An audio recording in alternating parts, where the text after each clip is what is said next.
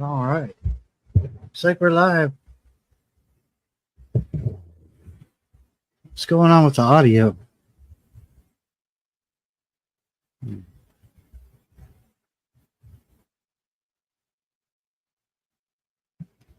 Might be a bit hot. All righty then.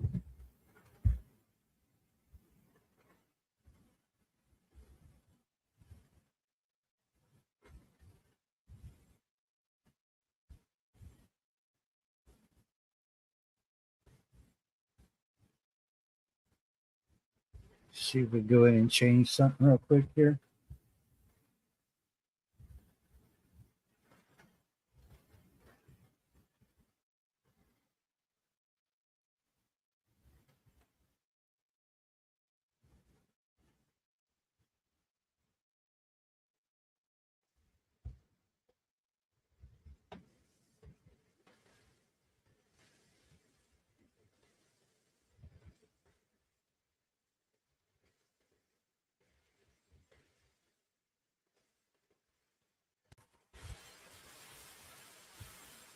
Hmm.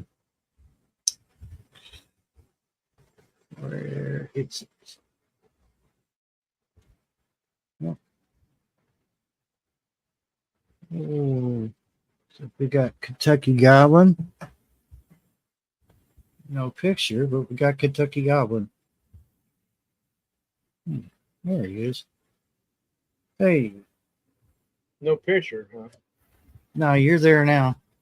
Yeah. I think it's on my end. I was setting the age thing since we had a kid come in last Sunday, Oh, yeah. I forgot about that. Yeah. and I'm trying to turn off that little thing that blocks the chat. It's got the emojis on it. I'm not seeing that option now. I'll say they're Duncan Homestead. Hey, Duncan, welcome in. You're the first one in, and you get the prize. But you'll have to ask Barry what the prize is.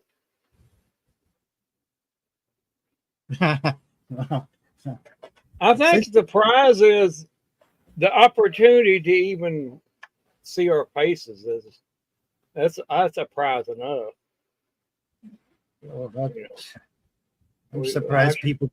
I'm surprised people even come up here. Yeah, that's the surprise. We're surprised. Yeah, we're surprised. It ain't surprised you think. Don't get too excited. It's a coupon for at your local gas station for a 50-cent dried up hot dog. The hot dog's been in the rotisserie too long. Yeah, 50. Yeah, you get a coupon for an old rotisserie hot dog at the 7-Eleven. Oh my gosh, what are you yelling for? But what? My God, what's he yelling at me for? Every night. Huh. What? Well, I have to turn all the way around to see what you want, kitty. Meow. Meow. Oh, never a dull moment when you have cats. Answer me. Answer me. Pay attention to me. Yeah. I'm in your zone of influence. Well, I can't help it if you don't have a 7-Eleven anymore there. You still get a coupon from 7-Eleven. That was the coupon. It's an old coupon. It's about 3 years old. I don't know if it's still good or not, but may not be. But anyway, Here's what Yes. you do, Duncan. You take a good picture of it, both front and back. You put it up on your computer and you adjust the date on it. Yeah. You could change how much you get off, like $50 off any purchase of any items in the store. Have $50 off of a pack of cigarettes. You get the rest back in change. That'd be all right. I'd do that.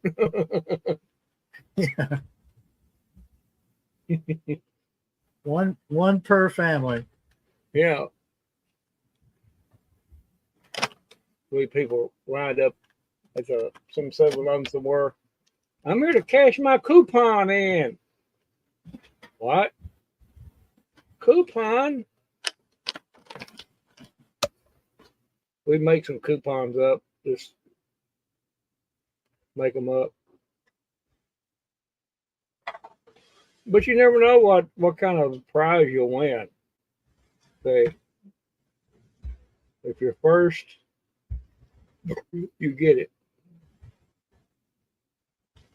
Well, I just love how, well, they don't have them anymore. They took them off the boxes, but these cigarette tubes, they would have like $1.99 coupon right down the side of the box. And this dude up here at Crossroads, he's said, "Can you scan this coupon?" He said, "Nope, I do. We don't do coupons, not on cigarettes." It's like, damn. Y'all just selling these coupons, you're getting it as false advertising now. Duncan, I haven't bought a carton of cigarettes in years. I've been making them myself, but if I know I'm going to be out most of the day, which is very rare, I'll buy a pack. But, Cigarettes is way up there. Yeah. Dollar General, they were $3 for a cheap pack of Edgefields. Well, man, that's they're that depends if you buy the cheap cigarettes. If you buy name brand, you better have you some money in your pocket. Yeah. Years ago I smoked Marlboro, but it got to the point where we couldn't afford those. Heck no. Marlboro name brand, I don't even know what they are now. Probably $8 a pack. Wouldn't surprise me any. Hey, everyone in the bushes getting huh? In the bushes.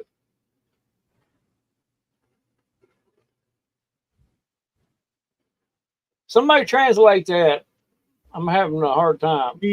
She's in the bushes getting her son ready for bed. Oh, in the bushes. $10. Oh my God. Holy smokes. Oh my God. $10 a pack. I hate to see what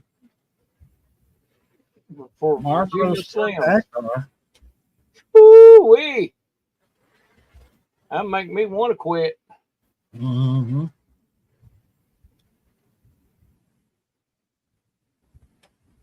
But I don't know.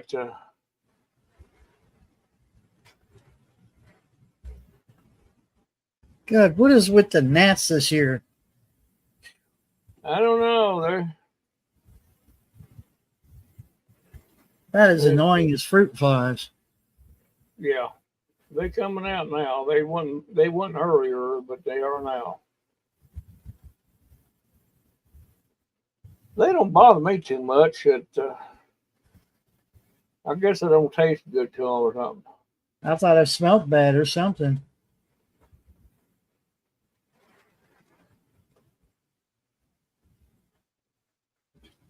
Oh, I ain't smoked a Virginia Slim, and it's been forever. I'd even forgot they'd even made them. remember the old billboard signs? The woman sitting there, she's got a Virginia Slim and the tip of it's Oh bent up. yeah. Yeah. Never understood that. They're trying to entice you. Marlboro always had the cowboys. Yeah, and they tore it all pieces on that one movie. Yeah. What, Brokeback Mountain done me in on Marlboro. I'll never smoke another one.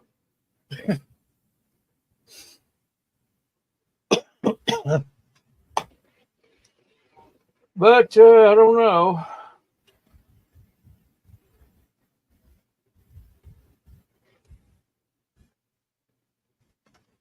What is this? 16 ounces. I'm not going to show the brand, but that's a bag of tobacco. It's about $8, 8 or 9. Yeah. You know, that's a couple cartons right there for a quarter of the price. Yeah. And these are, again, I won't show the name, but $2.49 a box. Well, after you buy your machine, once you buy your machine, everything else, it's cheaper, Yeah. Sometimes the machine is more than a damn cigarette is. But that's what I use. Just put your tobacco inside. See, I could show this stuff because I've set the age limit at 18. But I'm still not encouraging 18-year-olds to smoke either. So don't start. I tell you what, at $10 a pack, I don't know, I'd be finding me some kind of alternative.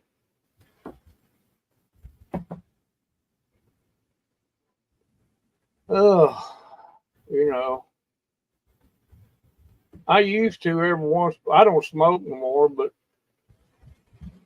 every once in a while I would buy me a pack of. I'd get the hankering for it, just kind of, I'd buy me a pack of Camels. Yeah. Camel filters. Yeah, the last pack I had of Camel, they were Camel filter 100s. So they've done something. They've changed something. Luckies were bad too. They tried Luckies again after so many years, and they were horrible. Tell you what, regular Camels, non-filter, put hair on your chest. Yeah, make you sound like Marge Simpson's sisters. Yeah, they put hair on your chest in places you never did think there would be hair there. Yeah.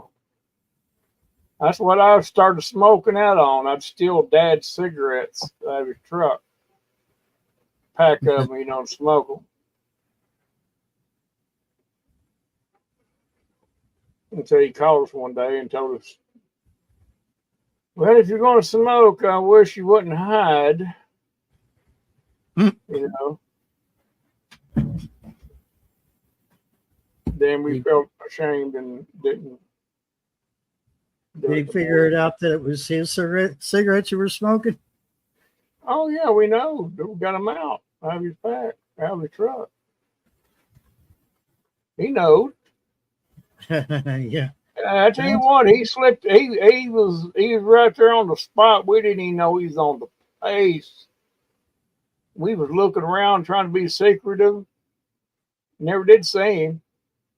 And all of a sudden, there he was. He could slip up on you and you never know it. Like ninja. I swear to God, I'm not exaggerating. It was uncanny how he done that. But yeah. But I still $10 a pack. Woo wee.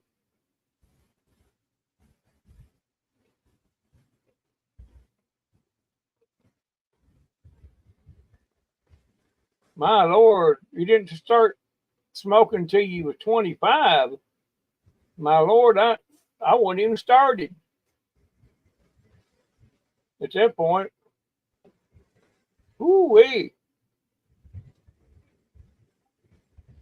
I quit smoking when I was just say actually smoking, you know.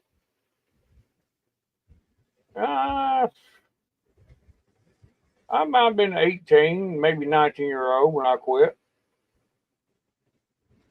It might have been 18-year-old.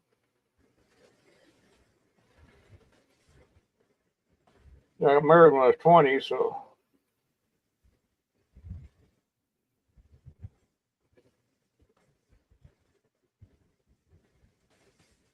Remember, you could buy them at bowling alleys. You can buy them out of the vending machine. Oh yeah, then pull handle vending machine. Yeah, and they're always in the door, by the door where the manager couldn't see you. You know that you were a minor buying cigarettes. Yeah. You walked up there. Nobody even back then. Nobody even would question you. You'd be a kid over there putting money in a cigarette vending machine, you know, because they probably all did the same thing. They sent Sally or Junior up the road with some money, you know, to the bowling alley. Said, "Here, get me a pack of cigarettes. You take the rest of the change and get you some candy, you know." Oh yeah, we're gonna get some candy, all right. Yeah. We're gonna buy us a pack of cigarettes. I want one pack, and they send you enough money for 2 packs. They tell you, I want 1 pack. You keep the rest for and buy on candy, but they buy another pack of cigarettes. Of course, them people doing that, they didn't care because that was money in the machine. They didn't care. That's how they early 90s was the last time I seen a cigarette vending machine in a bowling alley. Mm-hmm. And then they got smart and they started taking them out. Yeah.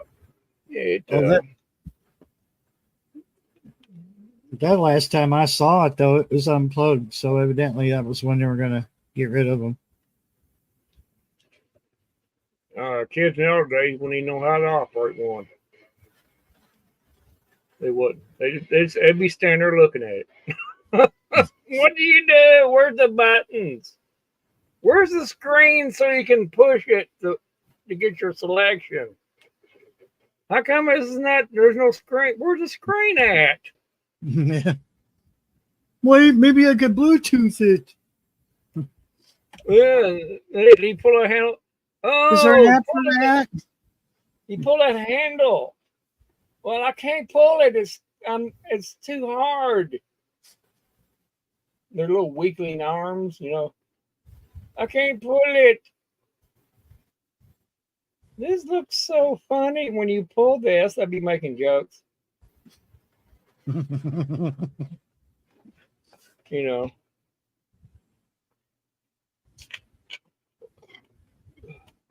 They'll be trying to they'll be trying to touch the screen like this, you know.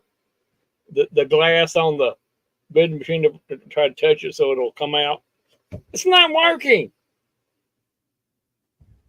Where do you put your money at? Where do you put your money at? They'll be on their phone looking for an app for it. Mm-hmm. They go to the Play Store. Maybe the Play Store's got an app for it. Yeah, they wouldn't know how to operate. They wouldn't know how to operate. I'm gonna tell you, I honestly believe they wouldn't know how to operate.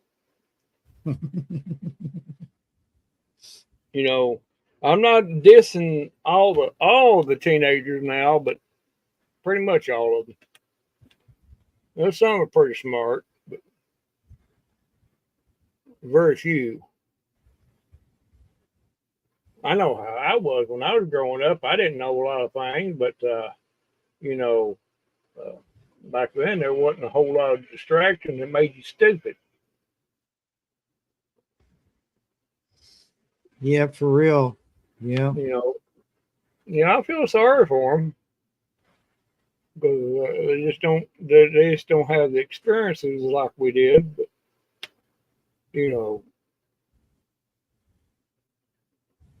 when we were growing up, we didn't have the experiences that our parents had when they were kids. But it's a little different with this day and time. It's a little different than that. There's, Yeah, but live until you rode in the back of a pickup truck, 60 mile an hour. Yeah. Or in the back of one of those Chevy fly. Those the Chevy or the Dodge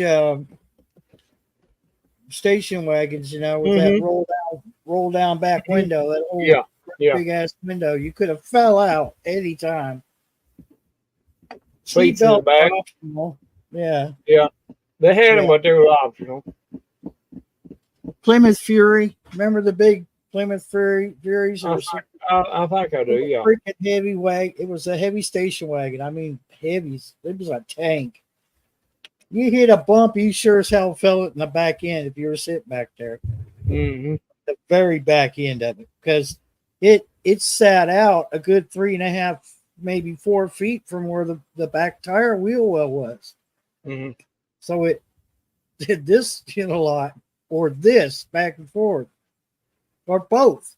If you didn't get car sick from that, you were hardcore. Yeah, well, back, nowadays they're not brought up like we were.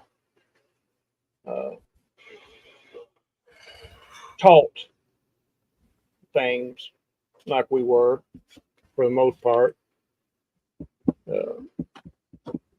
I have to feel sorry for them, myself, because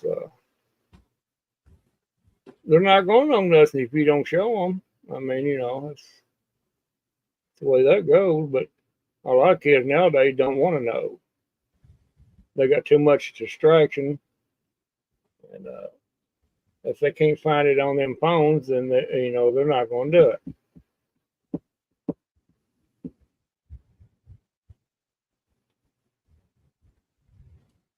It just barely existed. Just barely. There's some that's raised pretty daggone good, and taught right from wrong. But like I said a while ago, there's mighty few of them. Mighty few.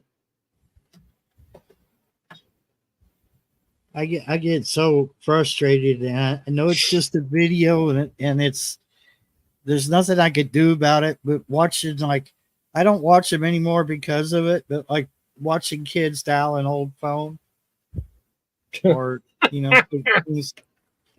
because it just you want to reach through the phone or through the computer and teach them how to do it.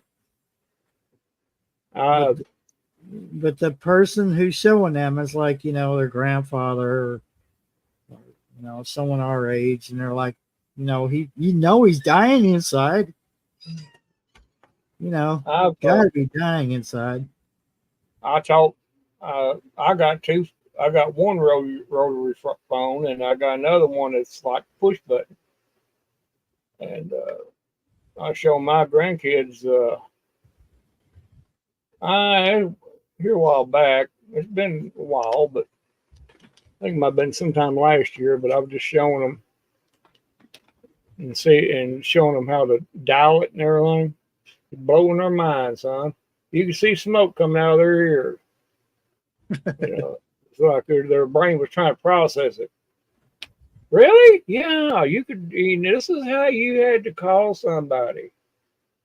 You had to take your phone and your finger just ring each number one at a time. You gotta wait till it goes back and then ring the next one, and the next one. And actually, he thought it was pretty interesting. And like to see them go with those old phones that they had to crank. Oh God! You cranking on it? It's kind of the same concept as the dial phone, but not quite. Yeah. It went to an operator, and the operator had to put you through. And say, hello. Huh? And then you crank that thing up. Hello. Yeah, and the sound wasn't very good, and you had to strain to hear them.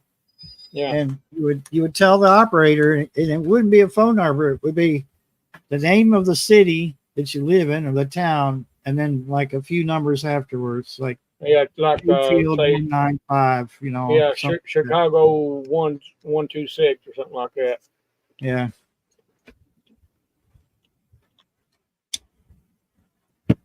Yeah. Mayberry 5692 or something like that. No. I remember the days the old party line. You pick the phone up, you hear people talking on it. Maybe just talking away. Then the private lines started coming out, and I can't wait to get one of them private lines. There's I lived at apartments in Milford, Ohio, and sometimes the phone company would get something messed up because they were out there turning a phone on for somebody in an apartment complex. And I was sitting there listening. I was sitting there talking to a friend of mine, and I was hearing other people talking. And I said, "Hold on, bud. Listen. Can you hear that?" And he's like, "No." I said, "Dude, I hear my neighbors talking." And the neighbor would go, "Who is that? Is somebody on your other phone?" "No, I don't hear it." So it was like only going a certain way. Like, you know, anybody in that complex could hear it, but whoever you're talking to or whoever they were talking to couldn't hear us. And that was on a regular phone when it wasn't on a cordless. And I had to call the phone company and say, "Yeah, you got some lines crossed." Yeah. There's some wire crossed somewhere. Yeah. Then 49 megahertz. Huh? Yeah. Yeah. Them. Oh, yeah. Them right there. You could pick them up on scanner.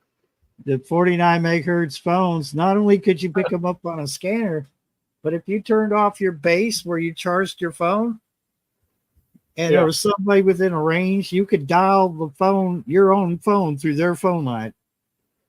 Because they weren't encrypted back then. They didn't have that cheap encryption like the 900 megahertz phones have now. Yeah. And our neighbor up in Ohio, she had the same kind of phone my ex's grandma had, and I did that a couple times. I just unplugged the base. I made a phone call through that woman's. It was long distance. Oh my God. You can do it if it's the same phone. Yeah. Yeah, I love it. I loved it when you could program it at frequency range into your scanner and sit there and listen to people talk if they were close. Yeah. Yeah, one that was sitting up on the second floor, and boy, that thing had some coverage. Had some range to it. I remember listening to some raunchy stuff on them things. On the scanner. I don't know where they were at, but I was picking them up on that scanner. Boy, it was some rough stuff. Somebody was all excited. Yeah. I don't know. I remember the old party lines. You pick it up and there'll be somebody talking, and you just sit there and listen. They'll be carrying on, just listening to the conversation. And after a while, you know who it was. You could recognize the voice. Yeah. And you learn all kinds of juicy stuff. You're in public and you're like, man, should I say anything? Yeah. And I've seen some pretty good fusses over at Party Line before. Won't y'all get out? I need to use the blankety blank phone. Get off of it for about 20 minutes. I'll get off when I'm ready. Of course, if that'd been me and I was old enough, what I would have done, I said, okay, y'all just go right ahead and talk on. And all at the same time, I'd be going over to my cassette recorder or whatever, and I'd be putting me some music on there, and I'd just hold that talking part right over that speaker of that cassette recorder and just walk off. That's how you do that. Take care of the party line. And then it gets even better. There was a phone number that only the phone company knew. Mm-hmm. It was basically, not only did it test the line, but it was so they could contact another phone repairman, or they could go back to the phone company through that line. And some of us figured that out. You could make phone calls, you didn't have a phone.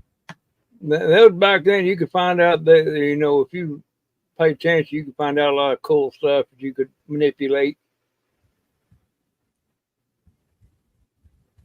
Yeah, didn't even have phone service. I was using that phone number to make phone calls. Mm-hmm. Oh yeah, there's more. As the old saying went, there were always more than one way to skin a cat.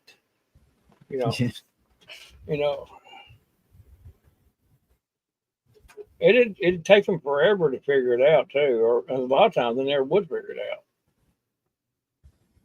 If you didn't get too greedy on it, they never would figure it out. No, you just use it. You just use it sparingly. Yeah. The thing was, they could ever call you back on it. That was the funny part about it. Mm-hmm. I think it was really meant to work with those lineman phones. It's got alligator clips on it. I had the opportunity one time of grabbing one of them lineman phones, and I wish I had done it, because you could sit there on anybody's pole and call out on it if you had to. Bob, why do you have nudity on your wall? Male nudity. You have no audio.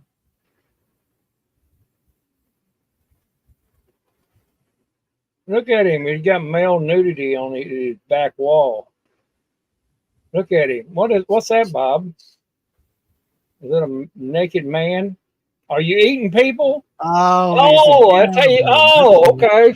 That's how you quote you. Yeah. He's quartering them out like that. That's okay. He's gonna pantomime all night.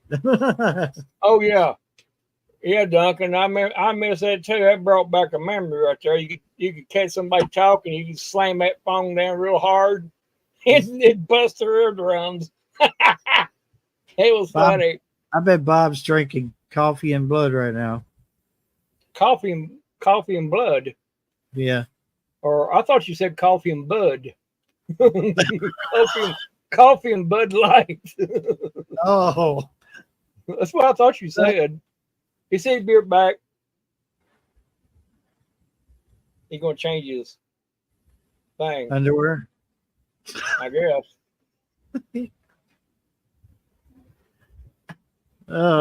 He'd be catching somebody talking and go slam. Oh, yes, that was so satisfying. Bust their eardrums. And depending on how mad you were, you could slam it a couple times. Those phones, they would take it. They were like, do it again. I like it. And you could beat that thing to death, and they still it wouldn't tear up. I like it. Do it again. Slam that phone down again. I like that. Well, man, the old phones, rotaries. You could use those things as a freaking weapon, man. You could drive nails with those things. Make a phone call afterwards. You can call the ambulance afterwards. Yeah. Uh-huh. Yeah, them phones are built like tanks, man. They were. You say, get your ear real close to the phone. I got something I want to tell you. Okay, what is it? Slam! Did you hear that? Mm-hmm. Sound check. Hello. So and so. Hello, slam, Duncan. Slam, slam, slam. Yeah. Hey, boy, you going to tear that damn phone up. The only thing that ever went bad on them was the coily cord. You could buy them cheap at the store. Yeah.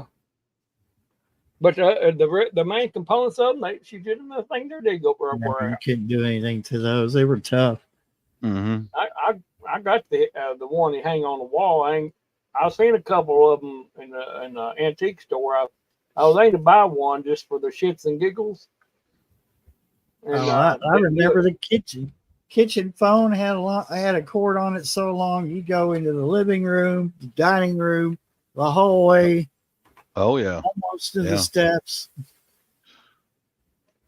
Yeah, that way you could cook something and talk to the neighbor lady. You know, the wives used to do that. We didn't have a kitchen phone. We just had one on a little table. Yeah, that original phone when we moved in that house was probably from the 1930s, 40s. It was made out of iron. I swear to you.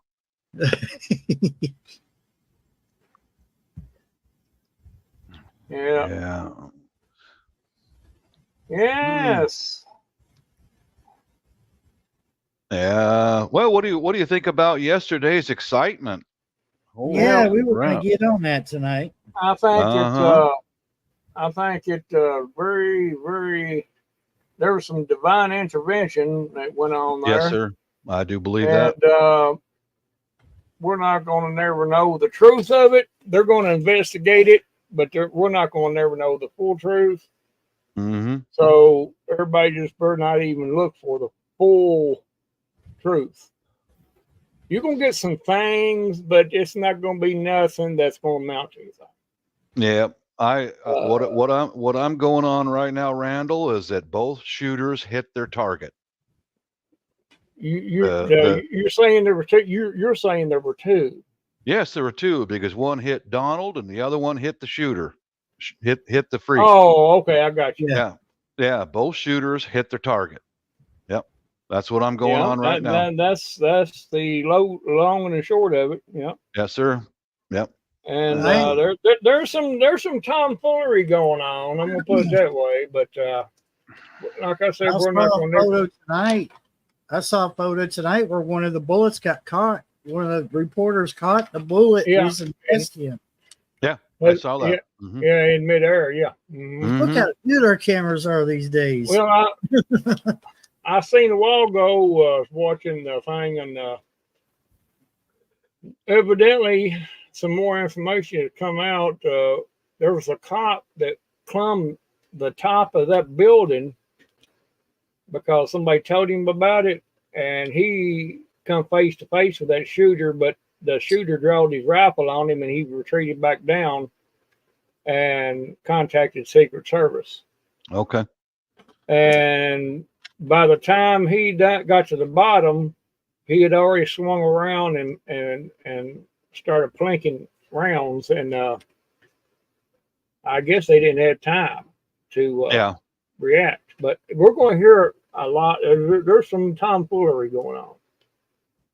Well, I saw a real quick interview with the dead kid, his neighbor, one of the classmates, and they said that kid was picked on all the time by the way he was dressed, and he was always alone, and people knew that there was something wrong with him, and most people stayed away from him. So. Yeah, I suspect that this one was probably under some kind of hormone treatment or something like that from a sick mother and father. You know, that's my guess, because they didn't go into details about how he dressed differently than the other students. You know, the point is how in the world did he? Why wasn't that building? It was about 150 yards secured to start with. Yeah. That was a screw up or something. Somebody screwed the pooch on that, and you know, we're not. we'll find the details of part of it, but we're never Mhm. going to. We're not going to hear the truth. Yep. Truth. We're not going to do it. We have not heard the full truth of JFK or Bobby Kennedy or even Ronald Reagan, for that matter. Even Gerald Ford was an attempted assassination on him. Well, here's what I draw out of it is two things, or maybe more.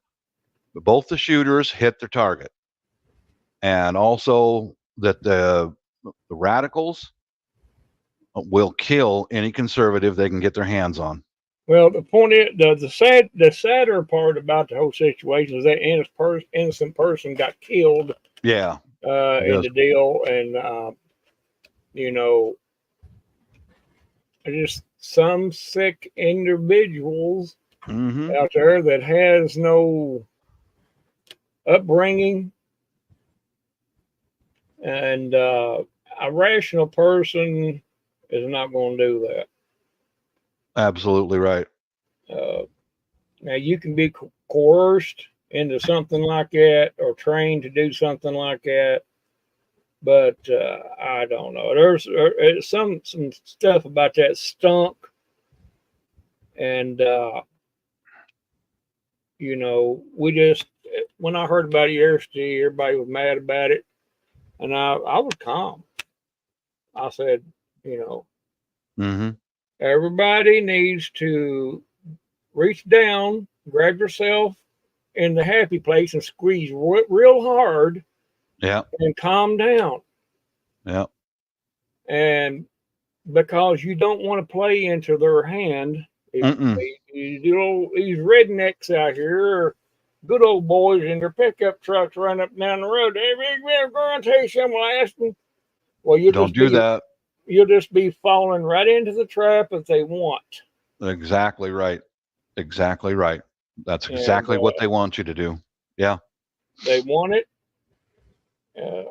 And we're most likely we're not going to see the last of it. It's going to be another attempt. Yeah, brace yourself. More of it's coming. Yeah, I saw that picture. Choo. Yep. Yep. That's he grimaced right. He grimaced right there because he got out. You know. If he'd have turned, if he'd had his head pointed straight at us, it would have got him. Yep. But when he turned like that, if he turned to the people behind him, he would have been done. Yeah. Mm-hmm. But God guided that bullet, and I said that yesterday when I seen it. I said, when I found out he only got his ear hit, I said, well, it was divine intervention. It done that, and that's all you can make of it. Well, here's something. Okay, when that happened, wife and I were upstairs taking an afternoon siesta. I came down and started looking into it a little bit, and some twinkle toes, woohoo boy, that is in contact with my wife because of their work, immediately said it's fake, it's fraud, because the crowd didn't run. Well, they didn't. Where are you going to go? You're in the bleachers. Well, and two, they didn't run because they're built out better characters than that. They're not a bunch of scared sissy pansies. These colors don't run. And they were there for the president. Mm-hmm. And they were going to say they would have stayed there all night until the police, law enforcement, and told them they had to leave. Yep. They were going to stay right there and put. But that's the opinion of the twinkle toes out there. Twinkle toes. It's fake. It's fake. You're fake. I heard that. I heard that too. I heard some little comments about like that. Golly, fake. Mm-hmm. But yeah, I noticed it. Well, we're Americans. We're used to gunfire. We hear it. And I remember watching a whole bunch of the people in the crowd turn their head after the first shot was fired and look right over where it was coming from. You just watch those videos, and there's a whole bunch of people who look right at it. Well, and I remember seeing some old boy in the crowd after it was all said and done. He's jumping up and down, flipping them off, screaming, F you, F you. He wasn't running. He won't. Him and Well, many of those other people stood their ground. You know. Some of the guys that have been in combat and whatever says that you don't when a bullet is that close to you, you don't hear a pop like in the movies. What you hear is a snap as it goes by you. A snap, then the report. Correct. It's a crack. It's like a crack, yeah. Crack. And you hear that because when they do them live fire exercises to get them used to it, he said that's what you hear is that crack, crack, crack, crack, crack, right above your head. Yep. And he said, and they showed the video, says that's exactly what you're hearing. When you hear it, the mic wasn't doing it justice. The mic wasn't doing exactly justice because you could hear the crack. Yep. And it sounded like a 22, but they come out that it was an AR type weapon. In basic training in San Antonio, Texas, they had us crawling through mud pit with the barbed wire over top of us, and they were firing an M60 over top of us. You know, I've heard that sound before. It doesn't. Yeah, I mean, you'll hear the machine gun over here, but what's going over top of your head is a crack. Sound. It doesn't make any anything like that. It's pop, pop, pop, pop, crack, crack, crack, crack, crack. You'll know it when you hear it again. You'll know it. Well, I will say they'll be pretty secure. It won't be no screw-ups after now on out. And to top it off, and this is kind of suspicious, I think, but maybe, just maybe Potato is, human, but he pulled all his campaign ads after that happened.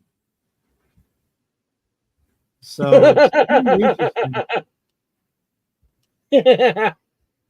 you'll never know, Shawnee. You'll never know. I'm a cannibal. I'm a serial killer cannibal. So yeah. With syphilis. With syphilis. And a lottery winner. That's right. No, yeah. Yeah. Mm-hmm. Oh yes, there'll be more people showing up at his rallies than there was before. Ever before. The Secret Service will still be doing their thing. It's just going to be more secure as far as all the exposure points and stuff is going to be covered. Because a lot of people's going to lose their jobs over this. You can figure local law enforcement will double up also. And there's going to be a bunch of Secret Service agents going to lose their job. I do have a problem with just one of their tactics, the Secret Service tactics. What's that? Let me just put her down here for a second. She's wanting dead. This whole thing is not going to stop anything.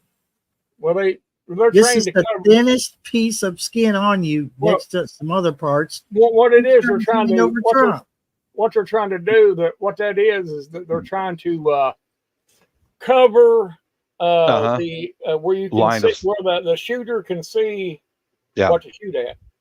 Yeah, the line of sight. You can't get a good line of sight. Mm-hmm. Yeah. At that point, Barry, they didn't know how many there were. Yeah. I'm just saying, your hand, I mean, that's going to go right in your hand and into Trump's head or anyone's head. I understand. So I'm sorry, but that is not enough. Like this was not enough either. Well, so they were standing there. I'm sorry, Kitty, you're going to have to get up here just for a minute. That's how they do it. That's how they're trained to do it. But he's standing here behind all the other Secret Service. What is he protecting? His arms aren't going to do anything. My only problem. Well, there's going to be some that's going to be losing their job though, with or fired or whatever. Well, Shawnee, right there. Okay, what I've heard about that 20-year-old kid. Two things. They immediately said he's a registered Republican. Yeah, that's what I heard. And then the second thing I heard was an interview outside his parents' home with one of the neighbor kids. The neighbor kid said that he was an oddball. He never associated with anybody else, and he dressed odd. That's why they didn't like to talk to him. And then the one kid just said about 80 times he was bullied. He was bullied constantly. He was bullied constantly, and I don't know. I think it was a crisis actor. I don't know. The boys. There were 2 or 3 boys there, and they were being interviewed. I think he was a crisis actor. I don't think he was, because there was very little information that he offered, and I agree. And we sort of had like this kind of weird,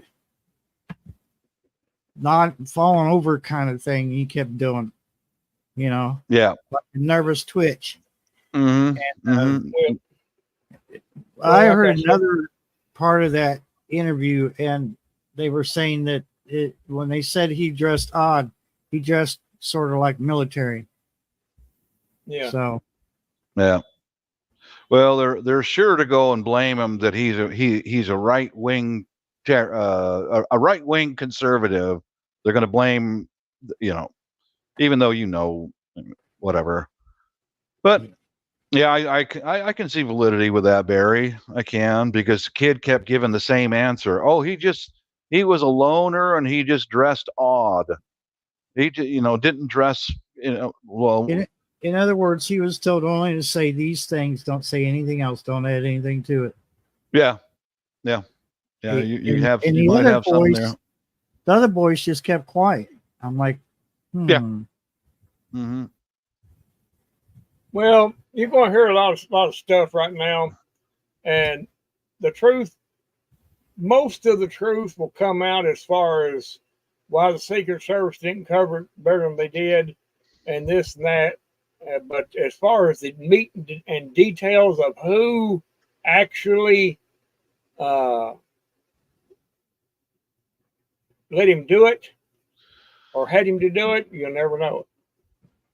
It's going to be swept under the rug or kept up, keep secret, just like the JFK.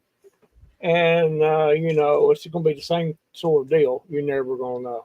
Yeah, you'll never know the whole thing because, you cannot trust the mass media. It is all full of crap, Yeah, it's Dan Bongino, he's the ex-Secret Service agent under Obama.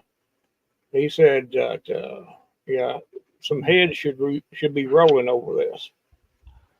He said, that's not how you do it. But you're going to hear a lot of speculation, and the best thing to do is keep calm, keep level head. Don't do anything stupid. Don't even make no stupid remarks on social media. Yeah. Be real careful. Mm-hmm. Keep your opinions to yourself, and use a calm, cool, collected head. And we only got about 100 days to go. And let's just do it, and pray for Trump, and just that's all we can do. But say just a second, guys. Here, Miss Tippett Che, remember the farm girl from overseas? Can I send her the link to your live, Barry? Is it okay? Okay. Yeah. There we go. Let's see where we at. Right. Oh, they're going to beat it like a dead horse, but they're not going to tell you. Yes, they are. They're not going to tell you nothing. Because they don't even know nothing yet. They don't. They're just going by. They're just rinsing and repeating it right now. As far as YouTube finding out anything on YouTube, you can get it. Yeah. What ain't clickbait is, I was telling Barry today, I said, what ain't clickbait is AI generated videos. Yep. And ain't even worth watching. Yeah. If you're too lazy to make your own video and have to have AI to do it for you, I'm sorry. Yeah, let me. But yeah. I watched today. I watched Rumble today. A couple of a channel that I follow quite a bit, and I watched that one, and I just got so fed up with it that I just started getting a headache, and I just turned it off. I just, it was just, you get overwhelmed if you ain't careful, and like I said, you got to keep a clear, rational head about you. Yeah, I agree 100%. And also watch what you're saying. A big you don't get on social media and putting any kind of threatening or whatever elusive comments or whatever, because they can use it against you, son. They can. Yes, they can. I don't know how many times I've told people that, and it's just like, you know. I put some coffee water on. I'll be right back. Okay. Yes, sir. Yeah. Yeah. Watch your mouth. Watch what you do. You know. But it shows to me that these folks are willing to do anything. They'll do anything. Anything to anybody they can. Yep. They're going to do anything they can to stop him. Yep. Or try to. And we don't need to help them. We don't need to help them by doing stupid stuff. Mm-hmm. It's going to be bad enough if they're going to be doing it on their own without us helping them by posting stupid stuff. And any channel out here that's out there and even mentions it, even slightly, stay away from it. And they try to mention any kind of, oh, this is what we're just going to get them. If they start saying that, and you just click. Yeah, get away from them. Get away from them. But I don't know, Bob. It's just we're living in special times right now. And the special times is that it's historic, and we ain't seen nothing yet. We got, like I said, like 100 and some days left until the election, and anything can happen between now and then. And afterward. And afterwards, also, you know, when he wins, which he will. Yeah. He's gonna have to be extra protected. Well, us too. You remember what happened? You remember what happened with the George Floyd stuff? I told you guys about that right here in my area. Oh yeah. Yeah. You know that's going to happen again. Yeah, they're already saying that. Yeah. They're already saying that, but he'll put a stop to that quick. Mm-hmm. He'll put a stop to that. It won't be it'll be troops on the ground and on the streets, and they ain't gonna be no of this burning things down. There won't be no more of that. There'll be troops on the ground. People will go to jail or worse, to the hospital. And that's what. Yeah, the only thing that ended it during the George Floyd insanity here in Washington State is when the governor finally called curfew and called the National Guard out. That's what ended it. Curfew was the next step below martial law. Hi, Carol. But until that time, I was going to say to you, Randall, my friend, if you're taking medication, put a little aside.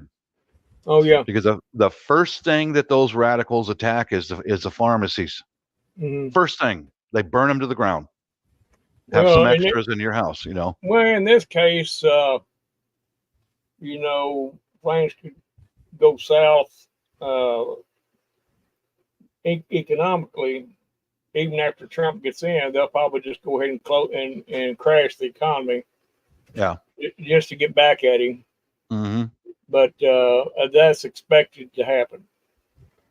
When he wins, the powers to be is going to crash the economy. They'll do their very best. Yeah. On his watch, they'll crash it. Yeah. But it'll come out of it. But there's so much things going on right now, and so much speculation, and you've got to kind of do what I do on all this stuff. You got to take this and this and this and this and put it together and look at it and say, you know, that kind of makes sense, and just keep it to yourself. Mm-hmm.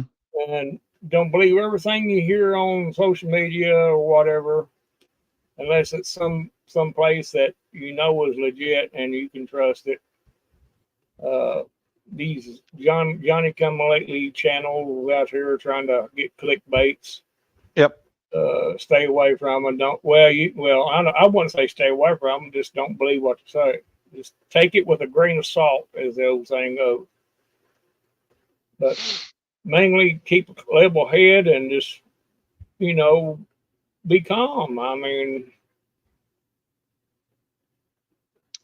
I know, Shawnee. I am stoked about that. And actually, I'm kind of taken aback by it. I'm like, I had to look at my stats and go like, what? And it's the video of the. I'm assuming there was a fox carrying on in the woods, and it's good God. People must be interested in things like that because it seems paranormal-ish is what I took from it. It seems on the verge of being paranormally, and that's why it's getting. That's my assumption.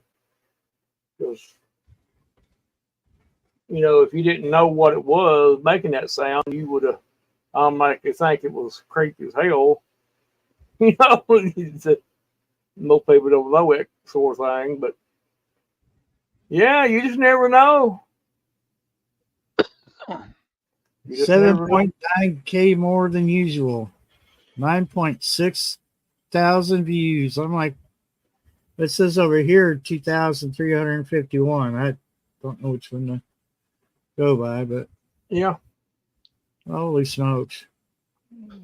Yeah, YouTube is such a weird thing, Yeah, that's why I said you just put them out there, just whatever you feel like putting out, whatever, or you just be surprised. Somebody will see it eventually. Nothing special. Well, I've had a lot of different comments about what they thought it was, and that's fine, Yeah, that's what it's there for.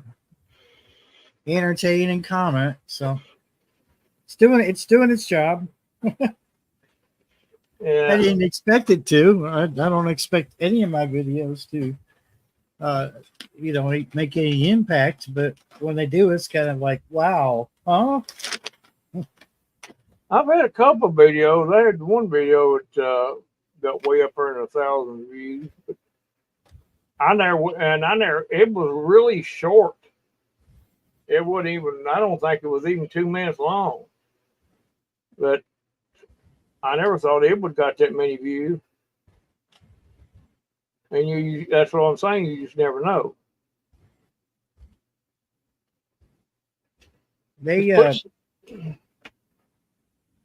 Secret Service is trained to bring the president or whoever they're protecting down to a level where a shooter wouldn't be able to shoot them again. So that's why he sank. He already knew at that point that it wasn't a life-threatening wound to his ear. But he did the right thing though by getting down. Get down. Yeah, well, Secret Service was bringing him down. That's why he was going down. He didn't go down. Well, because he went shot. Down. He went down before they jumped on top of him. He did. Yeah. Yep. You see that little skirt? That skirt that's in front of the podium there, in front of the speaking platform. Little, what do they call it? That's the red, white, and blue. That is armor. That's armor. That's that armor on it. It's he's been trained. Trump has been trained and drilled to automatically drop down. He went through military school. Did you know that? And then Secret Service automatically jumped on top of him. That's why you don't see him, because he's laying flat to the ground, right behind that shield. Yep. Yeah. There were several people who thought it sounded like fireworks. That's what Dan Bongino said, but he said that's what that little skirt is right there. It's a bulletproof barrier thing.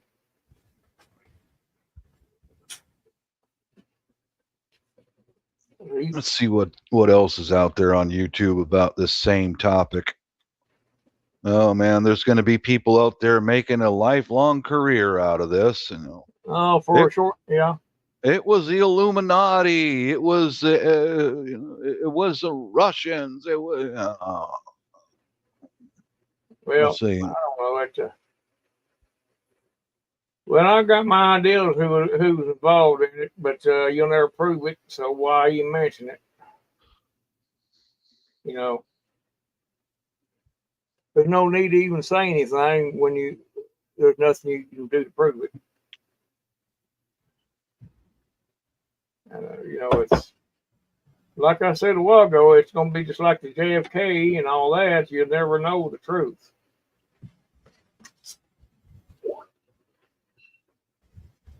Well, you'll never know. Oh boy, there's all. Yeah. What was that? There's all kinds of videos about it now. Thousands of them.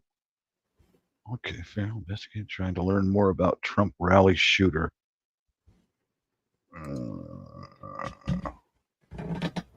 Let's see. All right, Bob. I wished I did follow that.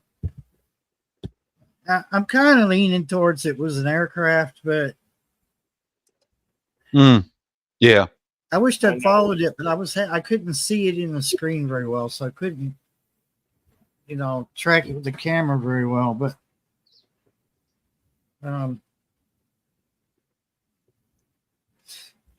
yeah, I wished I'd just followed it.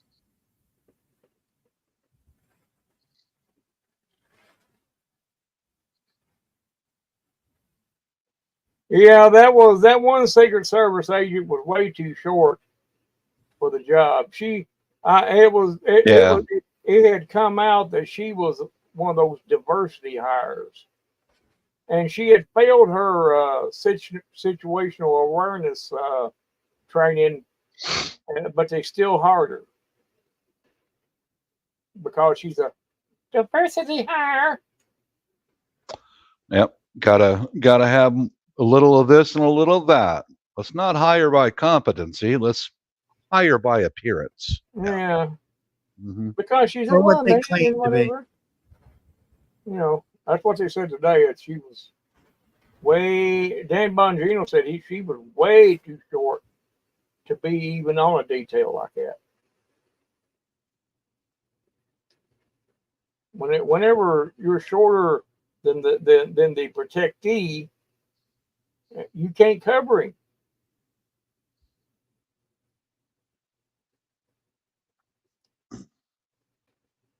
But my hair is Kool-Aid color. It doesn't matter. Mm-hmm. Well, you're just a racist. Yeah. And by the way, you mispronounced me anyway.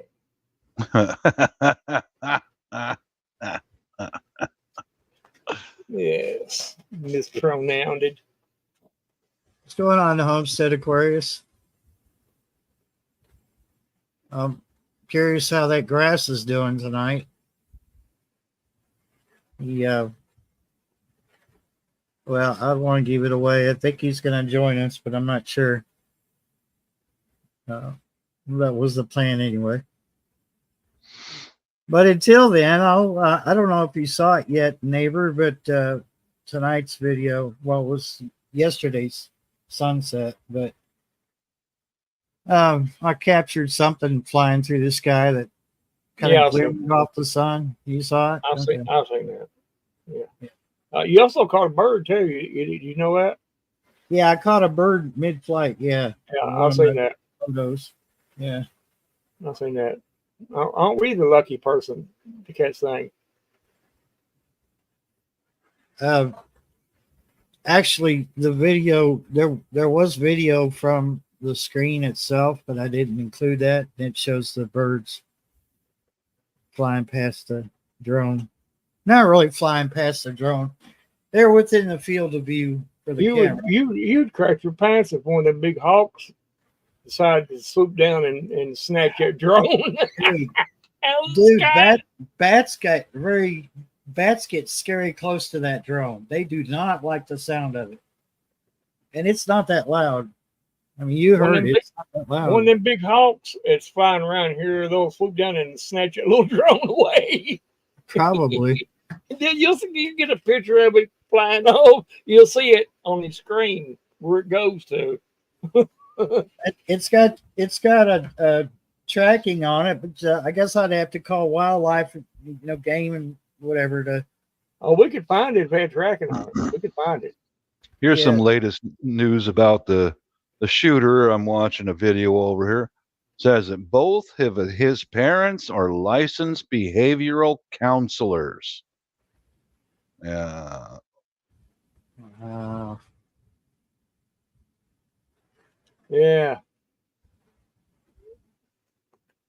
Short people. There's just some things short people can't do. Some things. Other things, they can do it just as good as tall people, but there's some things they can't do. Hey, some tall people can't get into places where us little people can. Frosty over there, our CB friend, couldn't get in under his house to fix the water line or shut the water off. Yeah, he's too big.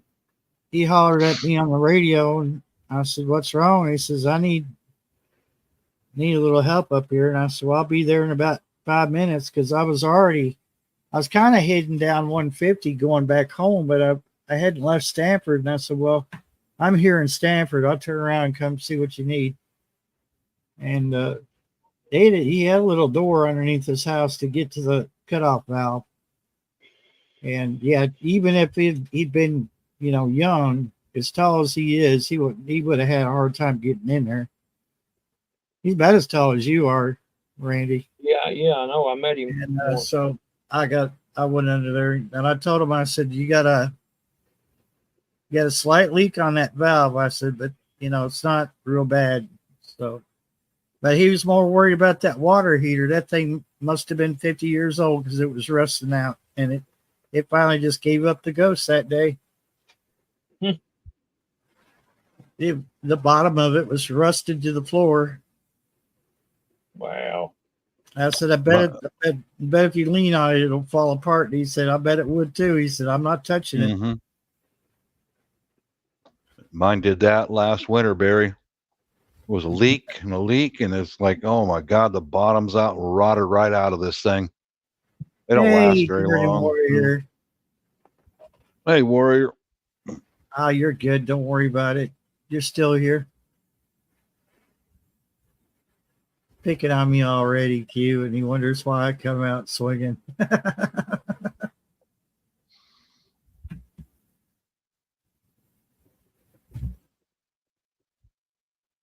Yeah. They can do many things, but there's some things they can't do. They can't climb tall areas without a ladder, and they can't cover large spaces. They can't short amount of time. They can't be a Secret Service agent. Put it that way.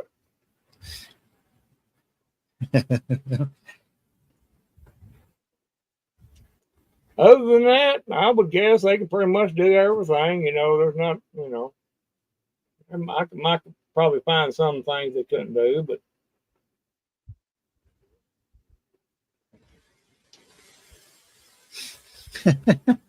yeah, well, I said that, yeah.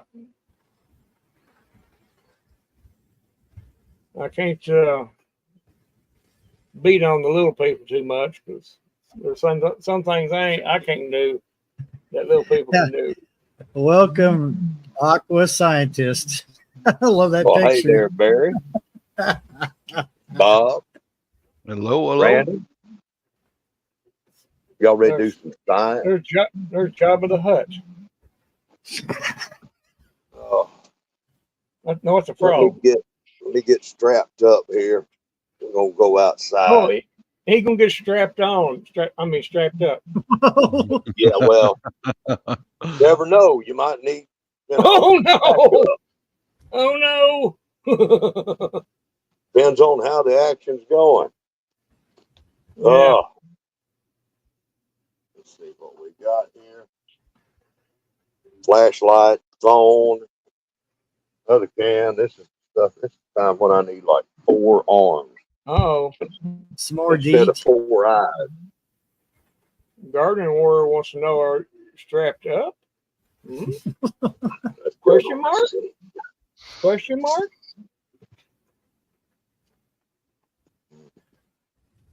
Can't hear. Can't hear.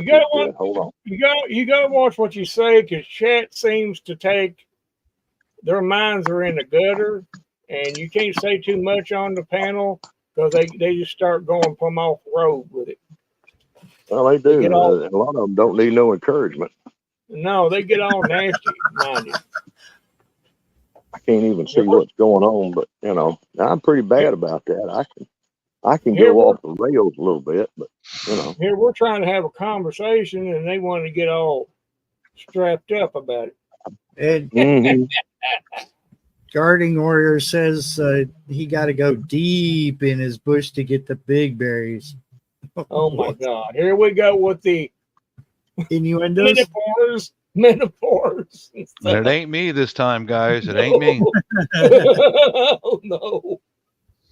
I wasn't sure Aquarius could read the chat, so I thought I'd read it for him. I can't read it now. I'm outside trying to walk without the aid of a flashlight. Just going by memory and sense of smell, like the pinball wizard, right? God. All right. Well, we have had some action. For those of you that don't exactly know what's going on, what we're talking about with this science, I don't know. You wanna clue them in, Barry, since this is your channel, or you want me to? You could go ahead and fill them in, and if you leave anything out, I'll try to cover it. All right. Well, this is actually something that the South Florida Sunshine has brought to our attention. Let me open up the camera here now. See this right here? It's all dead grass, nothing but cigarette butts and dirt. No, I'm kidding. What she has discovered is that insect repellent will kill grass. It's not good for plants. And after doing a little bit of research on that online myself, I have discovered that there's a lot of people been talking about that over the years. And we're spraying this on us and our kids and everything. And that concerns her because Carol of South Florida Sunshine is really in tune with everything that's healthy for us to do with our bodies and our families, and wants to help people learn about this and some possible solutions. So she's working on a video where she's going to be bringing that to everybody. This is some Deep Woods Off with lots of DEET. And the DEET, I believe, is the active ingredients that plants don't like, at least one of them. Now, let me put that up there. So what we've done here, what we did yesterday or last night on the Divas channel, is to spray a section of my driveway that's got grass in it. And I hate grass. Let me switch hands here. That's where I need them 4 arms. Okay.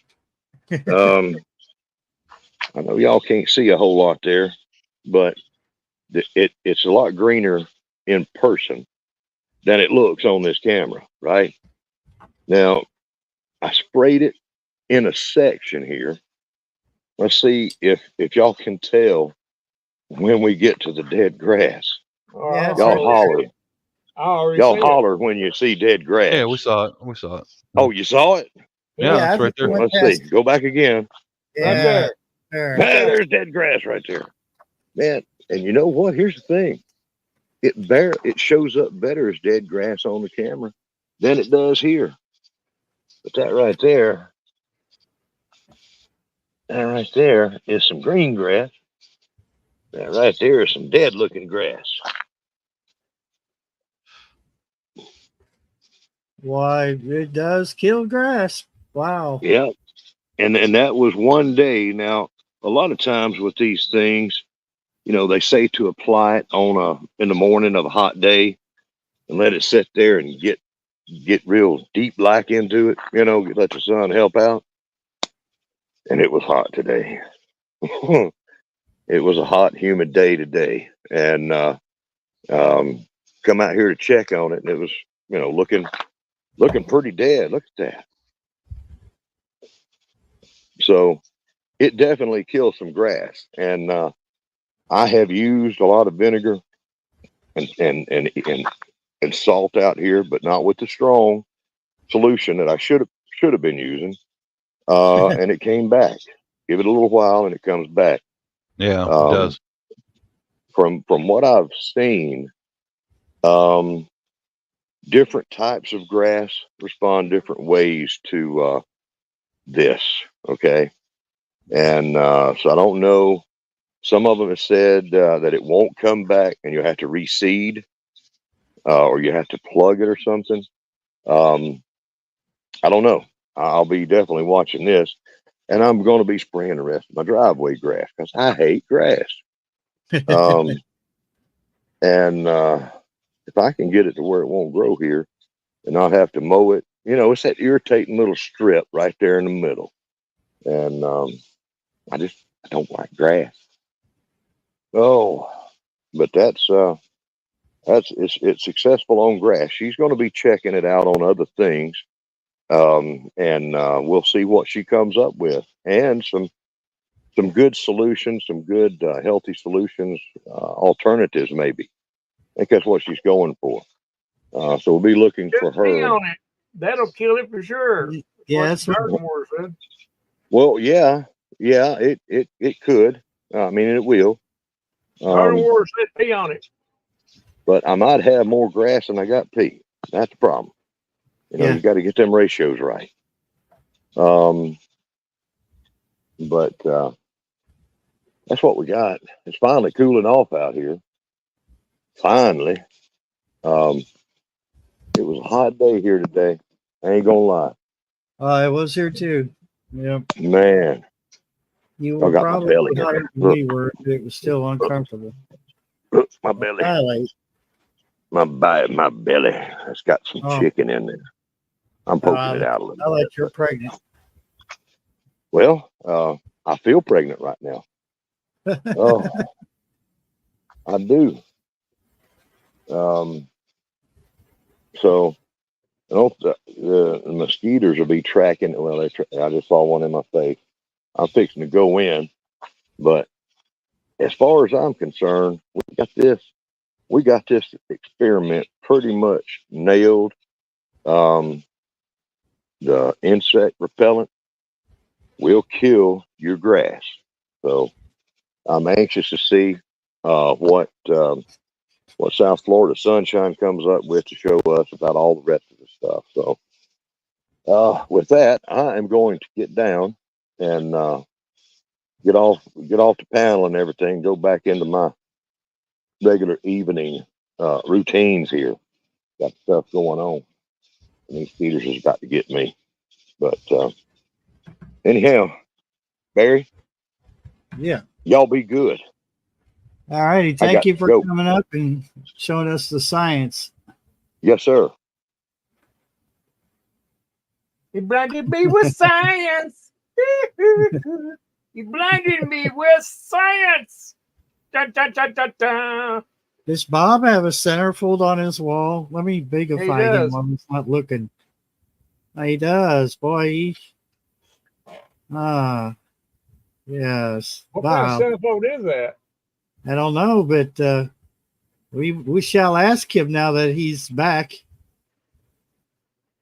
Just checking out the blonde in the background there, Bob. That is Mr. James Gumb from Silence of the Lambs in a scene where he says, "Put the fucking lotion in the basket." Wow. There we go. Yeah. Wow. Cannibal. Cannibal posters. Yeah. I thought it was the centerfold. My bad. No, he's got his little, "Don't you hurt my dog."